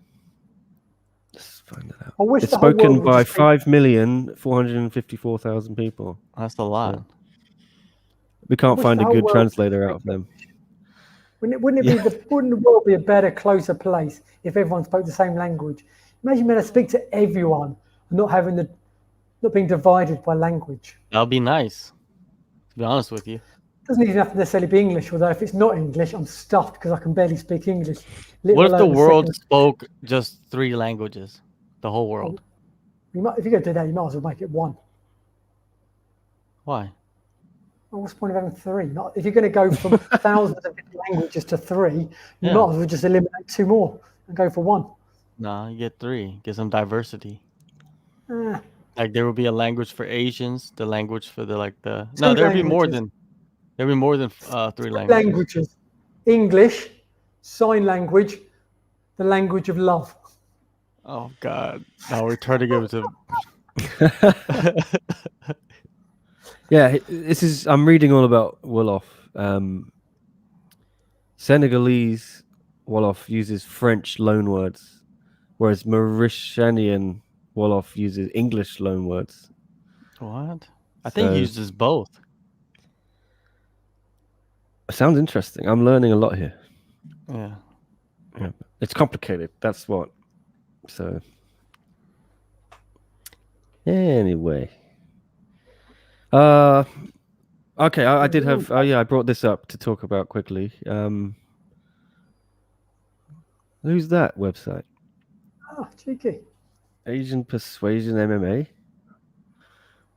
That sounds interesting. I might go check it out in a minute. Sounds like a porn site. Yes. Yeah. APMMA.net. Is that Am I it? right? Yeah, I think so. AP MMA has got this new card for 1 on TNT 2. So as Leon was saying, oh, that's not doing much good. We've now got just 5 fights. Maybe I should just save this picture, eh? That'll be easier. So, yeah, talk us through the. I don't know. Do you like this card, Leon? Yeah, obviously, particularly the 2 main card fights. Janet Todd's always fun to watch. It's going to be tough to get a rating out of that, isn't it? that's it. I think we've got to accept the next couple of TNT cards aren't going to do as good numbers as TNT one. But it's not what they want or need, is it? They need But it's some big understandable. numbers. That's why as good as it's been, we've had all this publicity for yesterday's card. If it all went plain sailing, which nothing really does in life, there's always a spanner in the works. You may have got more people just tuning in for next week thinking, wow, that was brilliant. I mean, still, I'm sure a lot of people did, but there was issues, obviously, with the disqualification, with people missing the Eddie Alvarez fight, with the fight starting so quickly. Chael Sonnen banging on about times. I don't know what he was going on about. But saying that they advertised the wrong time, which I'm 99% sure they didn't. I saw no adverts for it anywhere until maybe the day before. I thought TNT was going to plaster it all over AEW for like a month before and have DJ on TV there, have Eddie on TV there, do some angles with Vitor Belfort and Chris Jericho, stuff like that. Pretty half-assed from them, really. I guess they don't have an obligation to promote it, but they've presumably paid for it, so they may as well. Yeah, Adam's not thinking this is going to do too well in the ratings, but there's good fights on the card, though. If you look at the card, yeah, there's good fights, but it's just nobody knows who they are. You know what I mean? So that's the problem. Mongolian violence machine. Yeah, this dude, this Mongolian, right? Man, I don't even want to even say his name. It's like Shine Chagga. Shine Chagga. He's got a big following. He's got a massive. He's a bit like another Rug. He's got a massive following in his home country. He's good, right? When I posted this, Yoshiki Nakahara is pretty good too. That's a fire matchup right there. That's a good fight right there. And then down there at the bottom, the Japanese fighter, Shuya Kamakubo, that dude's pretty exciting too. Win or lose, he's pretty exciting. He's facing some newcomer, right? Mitchell Kamale or what? Kamali. And then there's the a flyweight with the Korean. Oh, actually, Shuya Kamakubo. Korea versus China. Yeah. Kamikuba, he was supposed to fight Troy Worthen and won on TNT 3, but obviously lost his opponent because he's obviously going to fight. Troy Worthen's obviously fighting John Lineker now. Who is this Ann Lynn? What's it? Ann Lynn Hogstad. Who is that? She fought Alma. She beat Alma before Alma lost to Janet. So. Oh, okay. So got a few fights for the belt in the Super Series. Is this going to be like you think this is going to be a test? Yeah. It's gonna. I predict Janet Todd unanimous decision. But you know what though? If Janet Todd, she kind of when she fights, she kind of too hesitant in many ways, right? So she'll have like long periods of inactivity, and it kind of hurts her, man, in the judge's eyes. Luckily, she knocked down Alma. Did she finish her? She didn't finish her, right? She got the knockdown, I think, the second round. Yeah, she got the knockdown, right? So that was key, I think, in that fight, that knockdown. But yeah, sometimes she gets like inactive, you know. She could get outpointed if she's not careful. She's on a 5-fight win streak. And she's the champ too. Yeah, I mean, but this is Muay Thai, right? Yeah. I think she's going for that Muay Thai belt. So I think if she wins this, they're gonna try to make a Muay Thai belt. But she's pregnant, right? Is she? Then why is she fighting? No, I mean Alicia is pregnant, the champ. I reckon. So they can't. So you find somebody else. Interim title. Yeah. Well, just strip her. I don't think one has the depth to do interims. You know? They just strip her because they're not. She's not Angela Lee. Yeah, but then that will send out a bad message. When did they care about a bad mess? You know. They can't strip her because they didn't strap Angela Lee. That's like you're making a comparison that's not equal. Well, tell that to Janet Todd. I spoke to Janet Todd last week, and I said, well, obviously with Angela Lee, she's been a long-term champion, and Janet Todd, whoa. No, if they didn't strap Angela Lee because she's pregnant, you can't strip Alicia because she's pregnant. That's a fair point. that'd be pretty crazy if they. I know she hasn't defended her title yet, but if you don't strip a pregnant champion, you've got to. I guess you've got to stick with that. Plus, why not make an interim title and then at least you can fight the winner. There has never been an interim title except for Bibiano, I think. There might, Bibiano when he fought Martin, for it.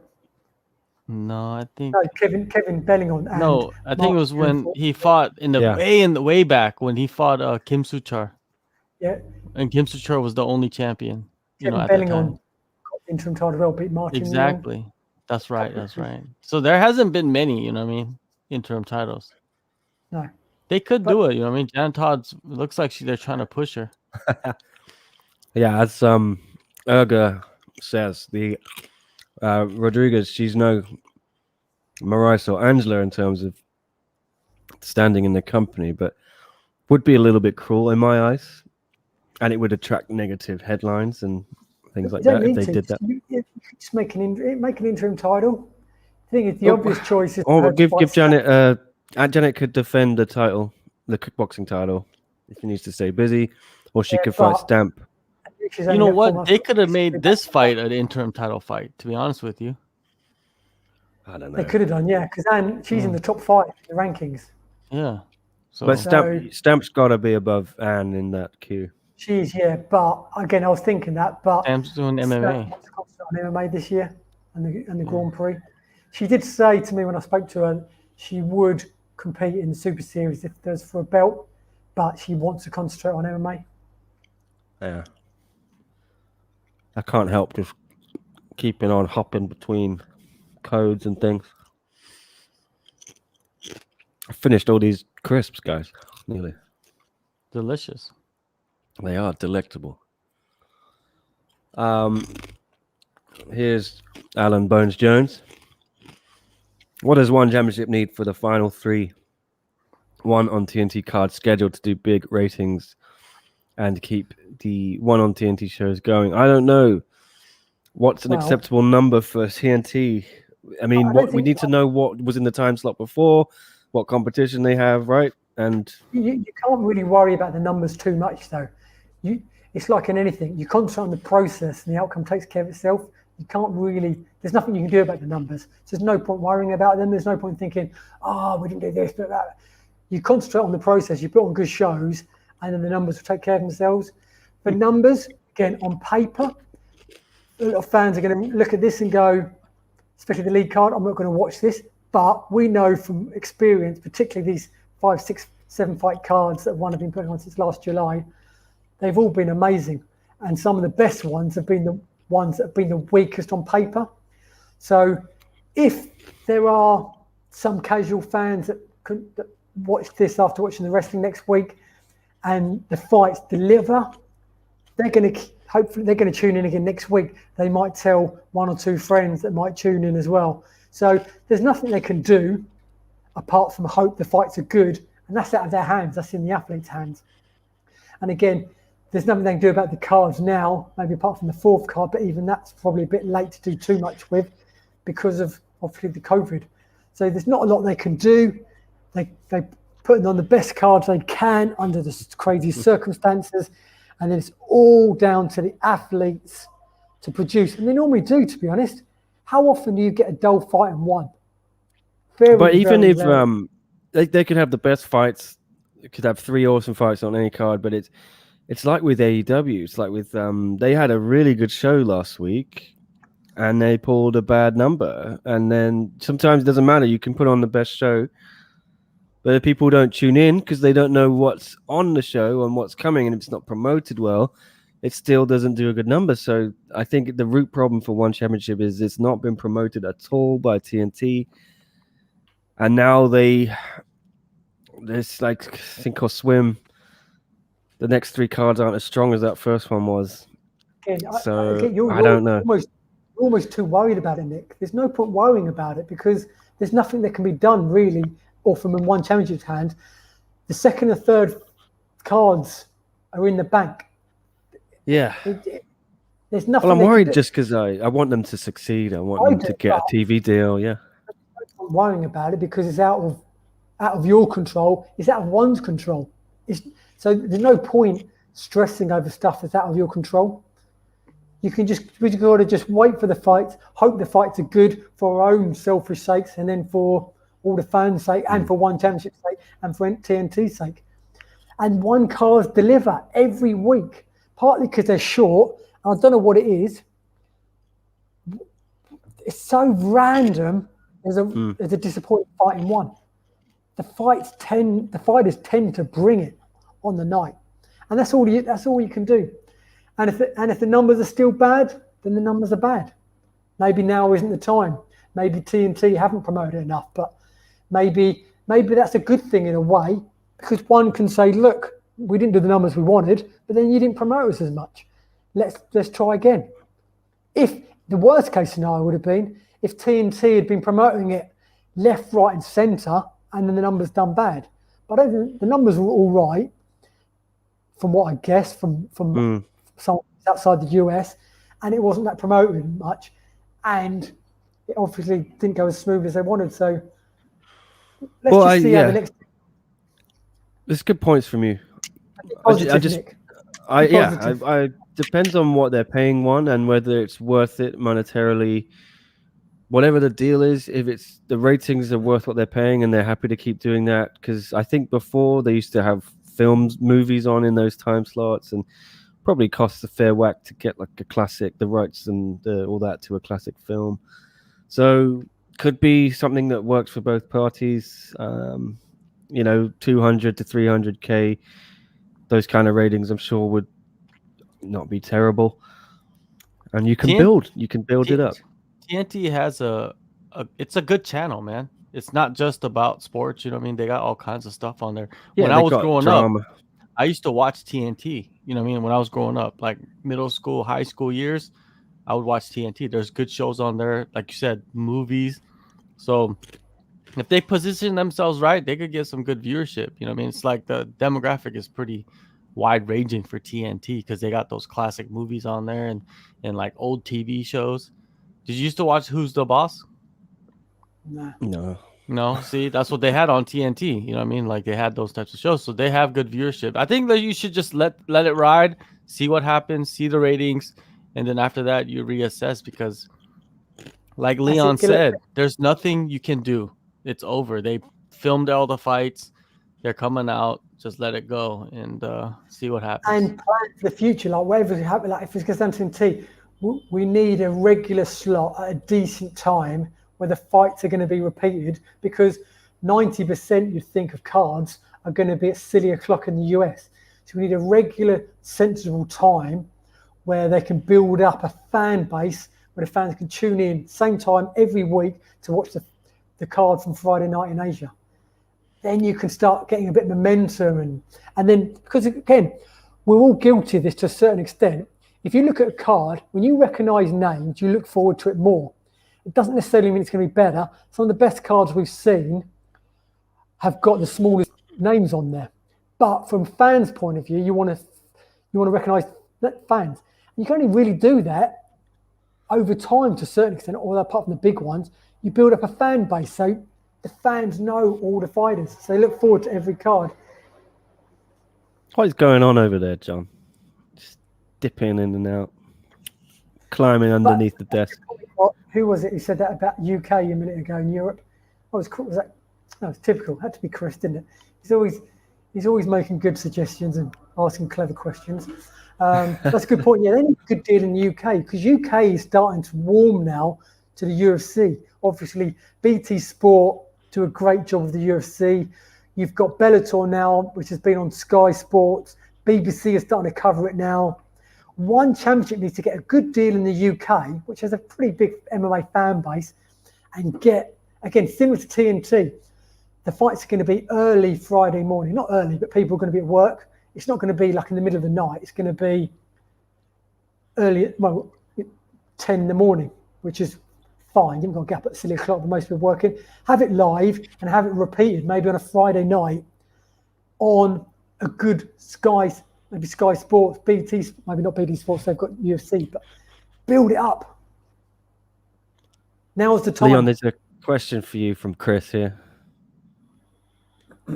say they want a regular slot, but why have a month in between events? Why have a month in between events? Do you mean live events, Chris? I don't know what Chris means.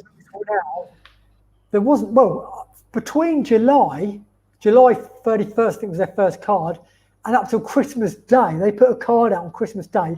There was a card pretty much every single week, apart from about 3 Fridays. This year's been a bit funny because they're trying to do big cards and put them together, and I guess big cards, I guess trying to stack them up and not do so many little cards. But you can guarantee when things go back to normal, there's not going to be a month between cards. Things are still weird. Things are still, look how many fights they've lost this month. So you've got to give all promotions a bit of leeway. They don't want to have a month without fights. Yeah, there's more bad news coming. It sucks, doesn't it?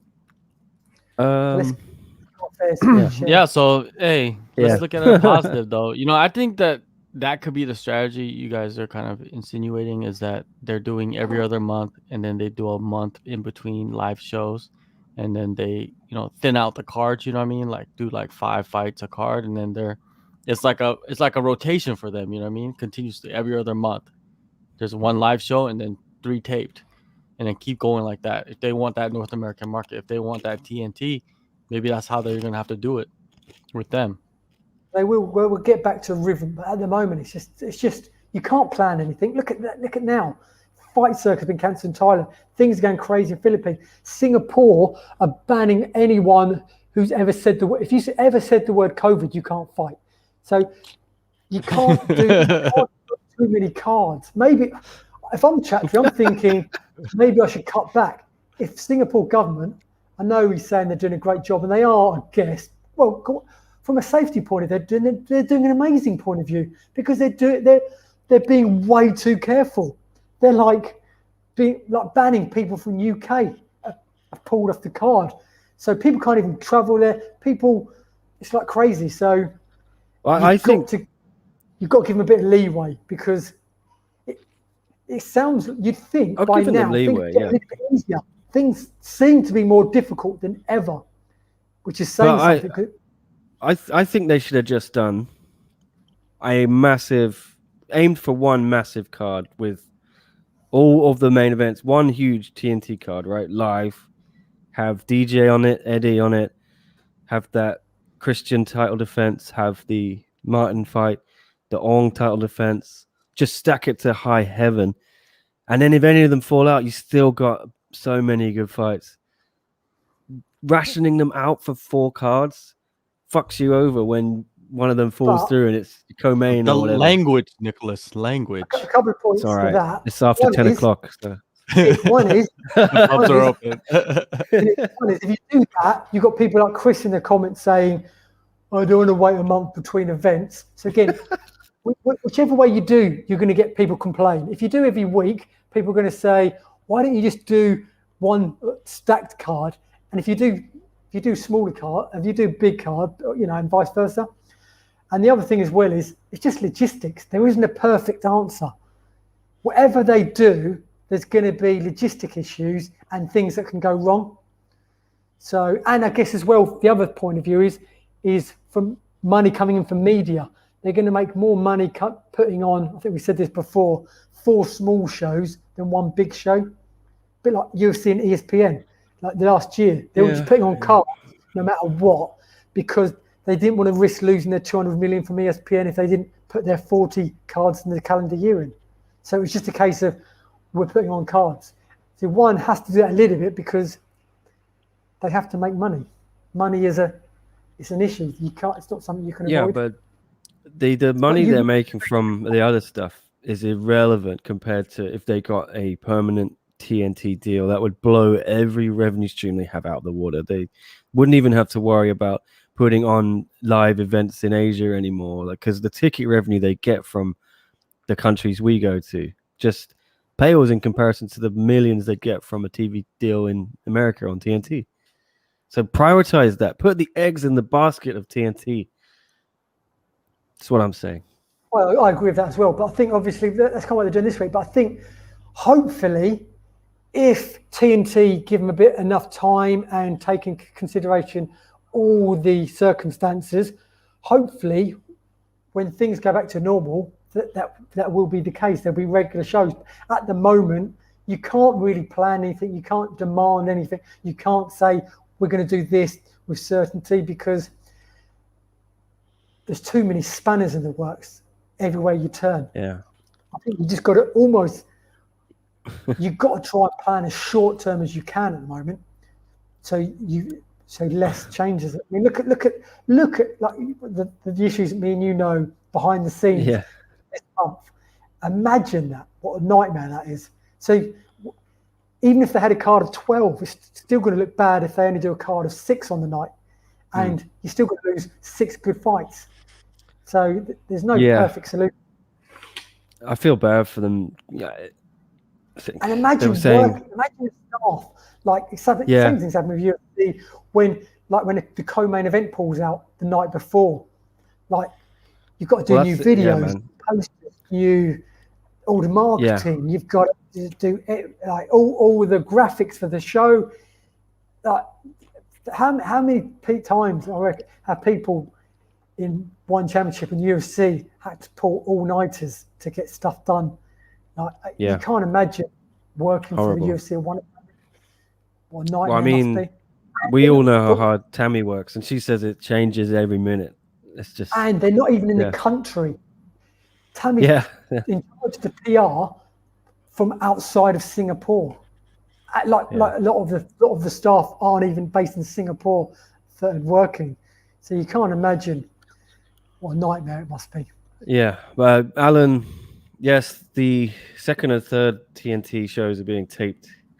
You must have never watched one before. It's not the first time they've done it. They've been doing it since they returned in October, or when was it? September. They've been doing live show. Remember they tried to keep it a secret? They tried to keep it a secret at first in July. There's too many people that know. Too many people that know. But then people were trying to find a bookie to bet on it. And then we're promptly told, they already recorded that second one in Bangkok. So, they've done a good job keeping the results secret, apart from one result, which half came out. But it came out in one particular country. I'm not going to mention that now. But they've done well at that. I mean, obviously... I think I know another one from yesterday. Really? I'll tell you after. I don't want to give any spoilers. I know this Ong Zor Miat is asking us for some spoilies. I'm not going to spoil it. No, I wouldn't like to ruin anyone's. I don't even tell people. I don't even tell people it's pre-recorded, unless there's a point to be made. Unless it's for a reason. You know what's crazy? Outside of the MMA bubble, I don't talk to anybody about like one championship. Outside of our bubble, it's just like our bubble, and like maybe one person that I know, which is like my closest friend. Like we'll talk about MMA overall, and he called me on, was it Thursday? Was it Thursday? Yes, last night. Yeah, he called me last night, right? And he's all like, "Yo, like Demetrius Johnson fought today," and I was like, "Yeah, man, he got knocked out." And he's like, "I didn't even know that he was fighting." And my close friend, he watches MMA pretty closely, and he didn't even know Demetrius Johnson was fighting. Like we were talking about other stuff, in the past, but we didn't even bring up Demetrius Johnson. So it shows you, even people that watch MMA, they might have missed it too. You know what I mean? They didn't even know it was happening. Yeah, I used to get a lot of traffic on DJ videos and stories after he fought and Eddie fought, because I think people were just catching up on it, right? They didn't know it was happening the night before or the morning before, wherever they were. So legitimate there. Adam H knows the Lineker versus Bellinger. Oh, that already happened. Yeah.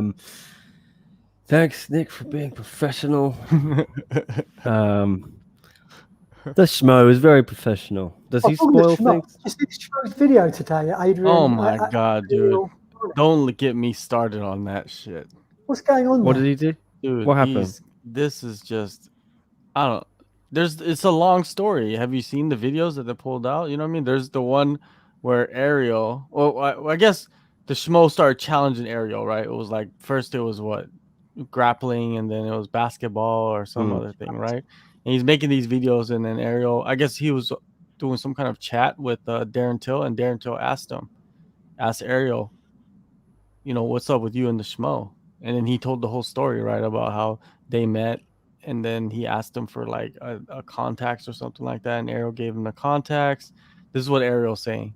And then he saw him again like a couple years later, and then the Schmo was saying to him like, oh, I should be working at ESPN, you shouldn't be working there.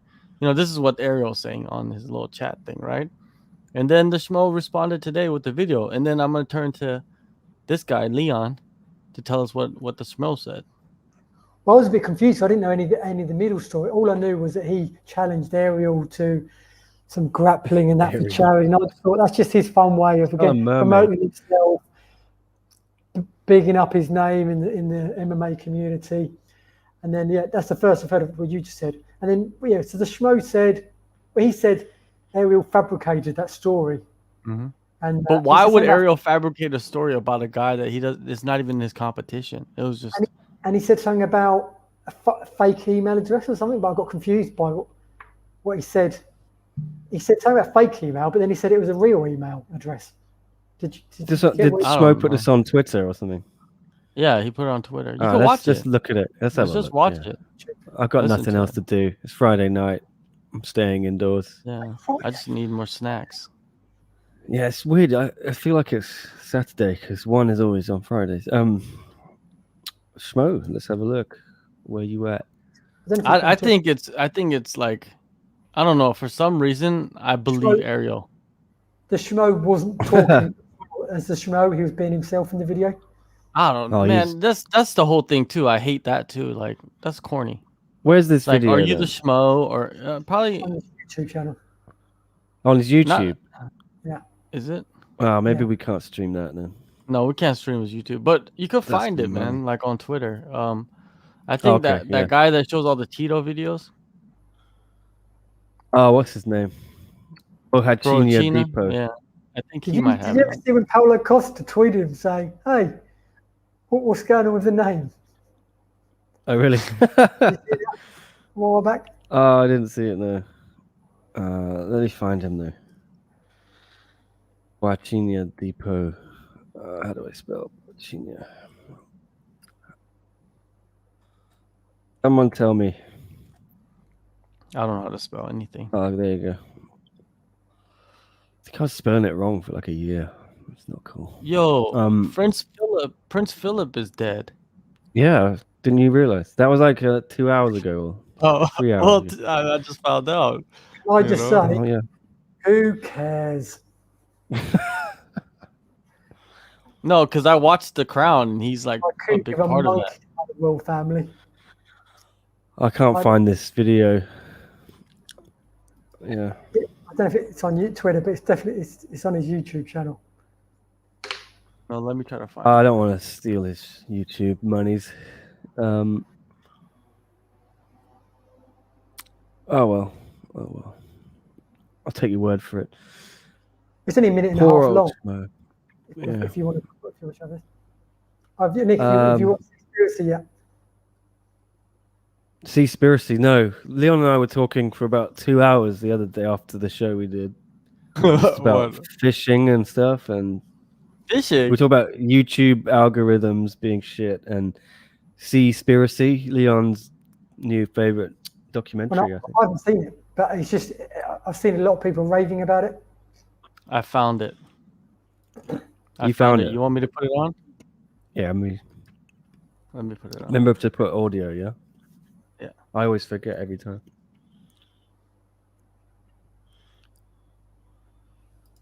Yeah, a couple of other interviewers have said Ariel's treated them less than without ever meeting them, so I'm not sure how to feel about it. He had beef with Luke Thomas as well, didn't he? Who? Ariel. Luke Thomas said Ariel had told every fighter not to talk to Luke when Luke took over the MMA hour. Boys and girls, I want to address. Can you hear it? Yeah. Address the YouTube video of Darren Till asking Ariel Helwani about my charity call out. Ariel's version of the story is fake news. And that's why I feel inclined to make this video. It didn't go down the way Ariel said it went down. It stems from me trying to raise money for charity, and maybe the spinning of the basketball with the middle finger went a little too far. It was fan art. I get it. I can apologize for that. Ariel, I'm sorry. With that said, Ariel's version of the story is still fabricated to the max. I did encounter Ariel at 244. And when we briefly spoke at 244, I gave him the same elevator pitch I give to all the other media members and the people that I know that ask about me. And then about 30 minutes later, I'm standing on the Madison Square Garden theater stage, standing next to my girlfriend. He ambushes me and tells me in this degrading way, take out your phone and write this email address down that I never even asked for. All right, let's stop it right there and say he ambushes them. What does that even mean? How do you ambush somebody in the middle of a media day or whatever you ambushed them? That doesn't make any sense. Huh? What was the middle finger basketball thing? I don't even know. I didn't even notice that. I seen the video too. Was that offensive or something? But this whole ambushing thing, that's kind of a weird word to use, right? You got to be more selective with that. So let's listen to the rest. And in that moment, I had remembered he had given me a fake email address back in August of 2018 at UFC 227. How am I supposed to know that the email address that he's then providing is going to be real from there? And then when I showed him this email from 2018, he acknowledged it. He shook my hand, apologized, and walked away. And this was at UFC 245. So all in all I was trying to do by calling him out was to raise money for charity. And just like how I trailblazed my way as the schmo and figured things out, I'll create my own charity. Mark my words, I will do that. So consider this video my final video of talking about Mr. Second Place. I'm out. Ouch. Oh, what was it? Corny, man. Guys, when he said about doing his spiel to other media, what did he mean by that? I don't know. Did he give you guys a spiel? Now, what did he say? You guys met him. Oh, I'm the schmo, and you're the hoe. No, he didn't spiel us. He was pretty cool. He's just like, And what is I'm he Dave. talking about? Just said, I'm Dave. Yeah. What did he say? Oh, that's he said, the spiel? he said he didn't say spiel, did he? But he said I've done my usual media thing when I'm at Elevator spiel, yeah. Elevator spiel. That means he was like breaking down like his act and all that, I guess. Oh, is that what he means? What, elevator spiel? Yeah, most likely. You know, give him a little description, background of himself. He was pretty chill. We were all stuck inside the hotel, man. It was. If you're going to end it, why end it with an insult? And you know, if you want to end it, right? Why would you end it with the insult? That's just bad taste. And you know what I mean? Like, end the whole thing. Like he said, this is the last time I'm going to be speaking to Ariel. Right? But then he said Mr. Second Place. And it's like, why would you do that? Why would you dig into somebody when you want to like settle everything and say like, okay. I really hate media beef. It's just so silly. No, the show is corny, dude. Like, and he's coming like he did that as not the really schmo, media, right? but he did that as the schmo, right? And then now he comes out as himself to like end the like. What is he? Is he multiple personalities or something? Like, what's going on here? Such a hater. What's going on here? Like, I'm not a hater. I'm just telling you the truth. This is how I feel, right? I'm not a hater. Like, of course, everybody's a hater. Everybody's a hater. So if you call somebody a hater, you're just calling yourself a hater because everybody hates on something. Huh? You've never liked the schmo. No, I just said I respect his hustle, but I don't like the character. He's like a macho. He's like Macho Man knockoff. Think about it. The way he acts, he sounds like Macho Man. You know what I mean? Like, you gotta respect like his hustle and grind and everything, but the character is corny. Who cares? I'm just saying. It's made him. Oh, of course, it made him. You know what I mean? Like, what am I to say about that? It worked, right? But in my opinion, it's corny. Like, he's straight cornball. Like, that thing is like a fake knockoff. Like I said, Macho Man, Randy Savage. And I love Macho Man, Randy Savage. Like, he's one of my favorites. He had a shortcut from all the grind that we were putting in. Did he have a shortcut? Because I heard he's grinded too. He's grinded, but then obviously the schmo just elevated him and just suddenly went from maybe grinding for another 5, 6, 7, 8, 9, 10 years to suddenly he's one of the biggest. I'm not hating on that because, you know, a lot of people have done that. He's an MMA media now. He's up there. Yeah, with yeah, of course. He gets all But the interviews, thing is, he'll numbers. never work at like ESPN. I doubt that he would ever get a job at like one of those places. You can't be a character and have a media position. He's just used the character to elevate himself. He's Yeah, not but nobody cares about him like that. his character when he does his podcast, and you'll see him, I think, over the next few years, do be himself more and more, because he's done the schmo has done what it was supposed to do. It's got his foot in the door. Amazing. Like we said the other day, he's now covering every single. What MMA media person wouldn't want to trade places with him? He's covered more events. I would not. I would not want to trade. I would not want to trade places, and I'll be out there. I'm the hoe, and you're the pro. You wouldn't want to be at every single Fight Island card, every single Apex card. You would. No, I don't want to. Like, I want to do it my way. I don't want to do it someone else's way. Yeah, I want to be the hoe, right? Like, I don't want to do it someone else's way. I want to do it my way. I want to be me. You know what I mean? Like, you only have one life, right? So, for him, his way. Yeah, and I respect that, but I just told you, I just think the character is corny, like straight cornball, like he's fake ass Macho Man Randy Savage.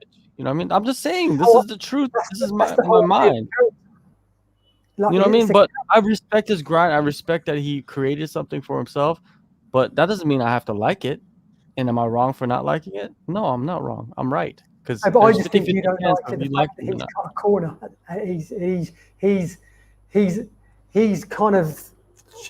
He's gone from being grinding and still being near the bottom of the pecking order to making a decision, creating a corny character that you don't like, lots of people don't like, other people love, that some fighters don't like, some fighters love him. He's created this character, and suddenly he's gone from nowhere to being top 2 or 3 most popular MMA media. And he's at every single event. He's covered more UFC events than any other media person in the last year, more than John Morgan, because he's missed the odd one. He's been to every single one, and I don't know many media people that probably aren't envious of that, because that's what most people, especially that predominantly cover UFC, they want to be at every single UFC event. So I just think you're a little bit bitter. Why would I be jealous? Why would I be jealous? You're like stating these like facts about the schmo, and I know, okay, those are facts about him. Props when to you him. got Diva about being at the Apex. Yeah, that was corny too. You were saying he took someone's place. He didn't take someone's place. He just, again, if you were in his position, this guy's a shill for the UFC now. What's going on? Leon loves the schmo. Leon loves the schmo. Like, that's your best friend? You guys talk all the time? Bring him saying, on the show. We will go face to face. Like, I'll tell him why he's corny, like his character.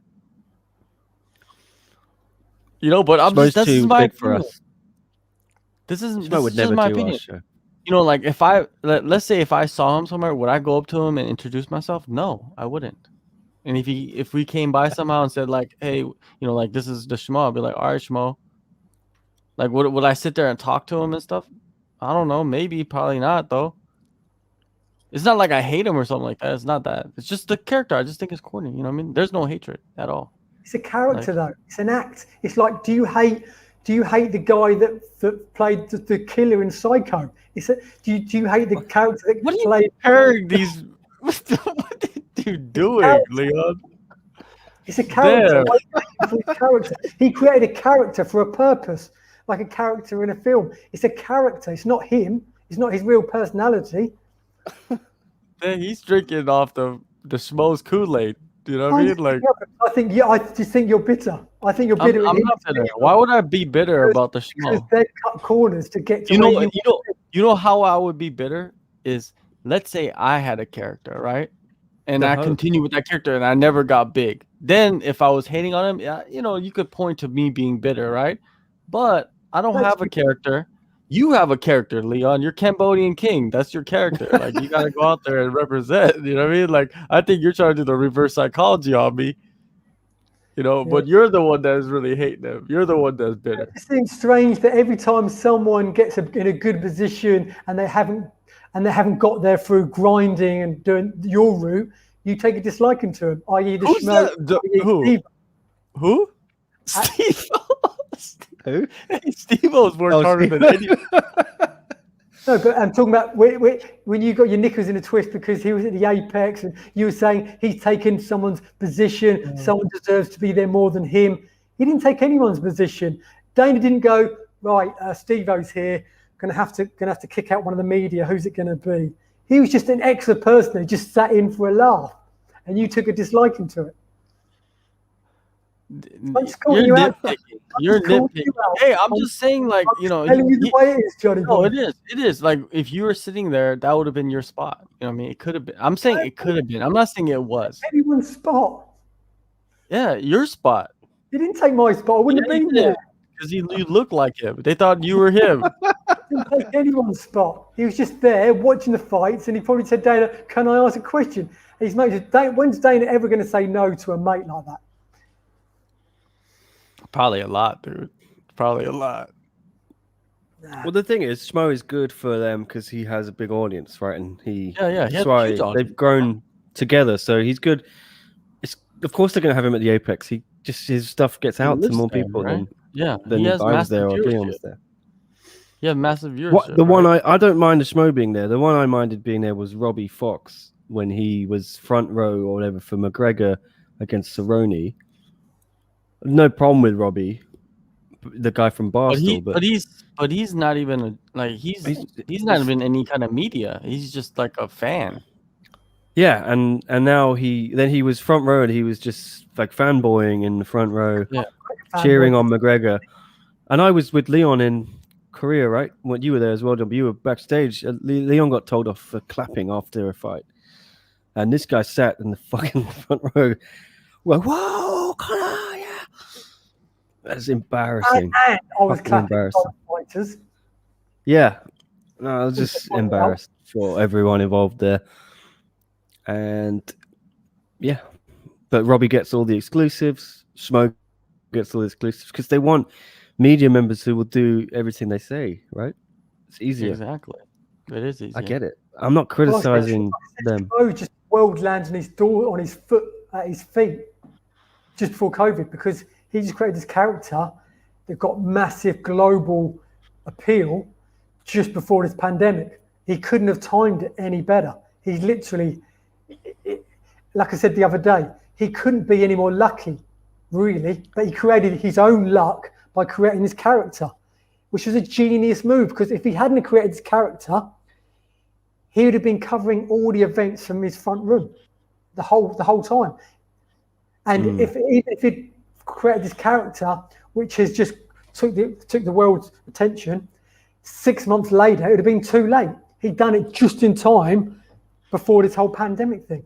So it was incredibly lucky, but you make your own luck in the world. It was a genius. Well, even if you hate the character, it was such a good idea. And like I said, he still grinded, but he used his brain as well. We're grinding, and if we could come out of an idea to jump the line, we would. He's just done what we all want to do, but he's done it with a character. But he still deserves to be where he is. Leon, you're saying the same fucking thing like 15 times in a row, man. We're trying to hear that shit. Like, what is the point, man? We know we did. Damn. You're giving us like 50 different stories. It's the same result. And yeah, we respect them, man. So did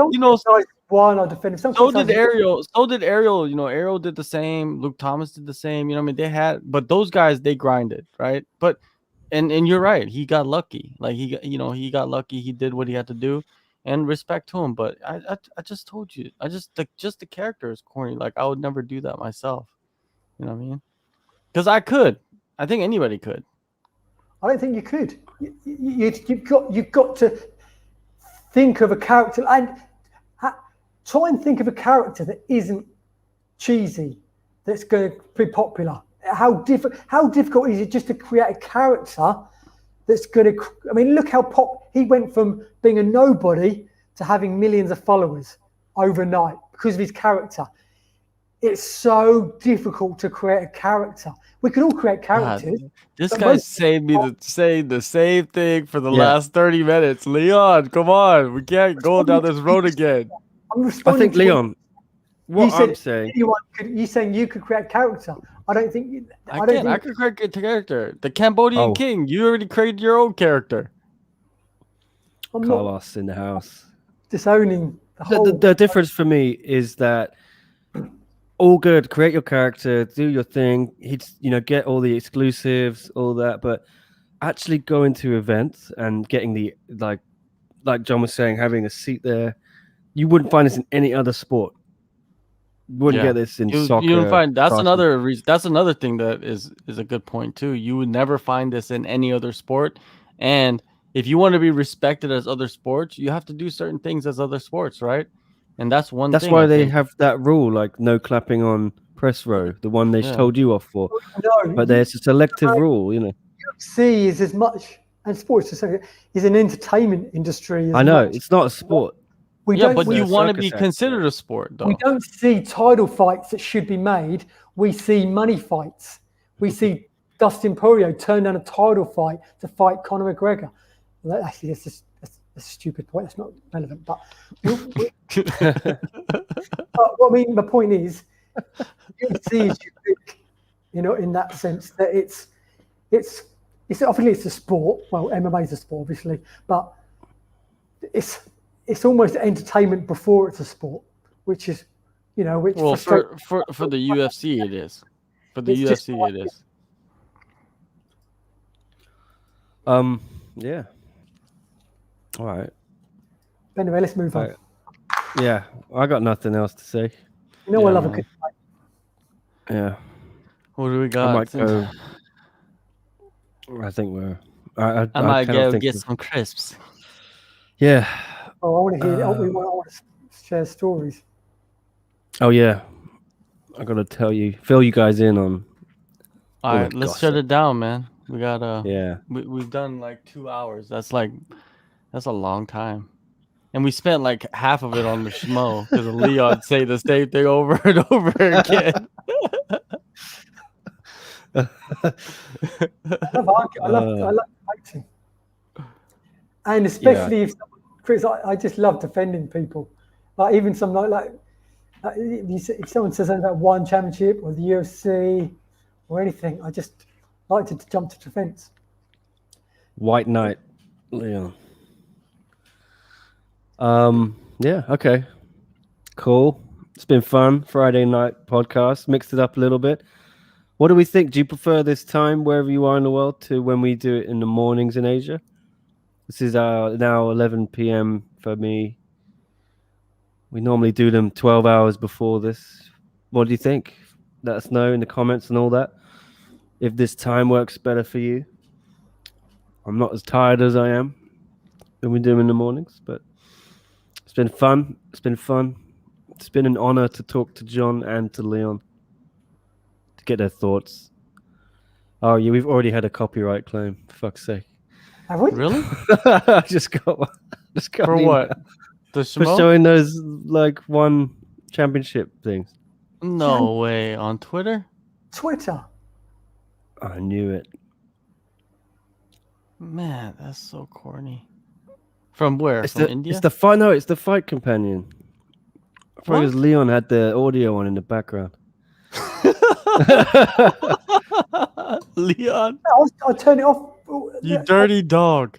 I turn it off 99% of the time. I only turn it up, I think, for one of the interviews for the Eddie Yeah, Alvarez. that's all you needed. And even then, it was quiet, and I was covering my mic. Oh no, it's the song at the beginning. What song? I randomly get these copyright claims from the creators of the song that we use for the theme song, right? Okay. But I always reply to them every time that we have the rights to use it, and then they take the claim back down. So Okay. it's just the content ID catches it every time. You know, the automatic thing. So I'll deal with that. No dramas. It wasn't me. All right. Let's shut We it are down. not getting suspended, Adam. Alan, not Adam. Cool. All right, let's shut it down. Thank you everyone for watching. We'll see you again maybe on Sunday. UFC, but it's weird time. Yeah, And we're I've got to like- watch. Yeah, I want to watch WrestleMania. So Not I'm me. not sure. Not sure I'll be doing a show on Sunday. We'll see. Otherwise, we'll be back next week. Yeah, for right. 1 TNT 2, all that stuff. All right, see you later, guys. Thank you.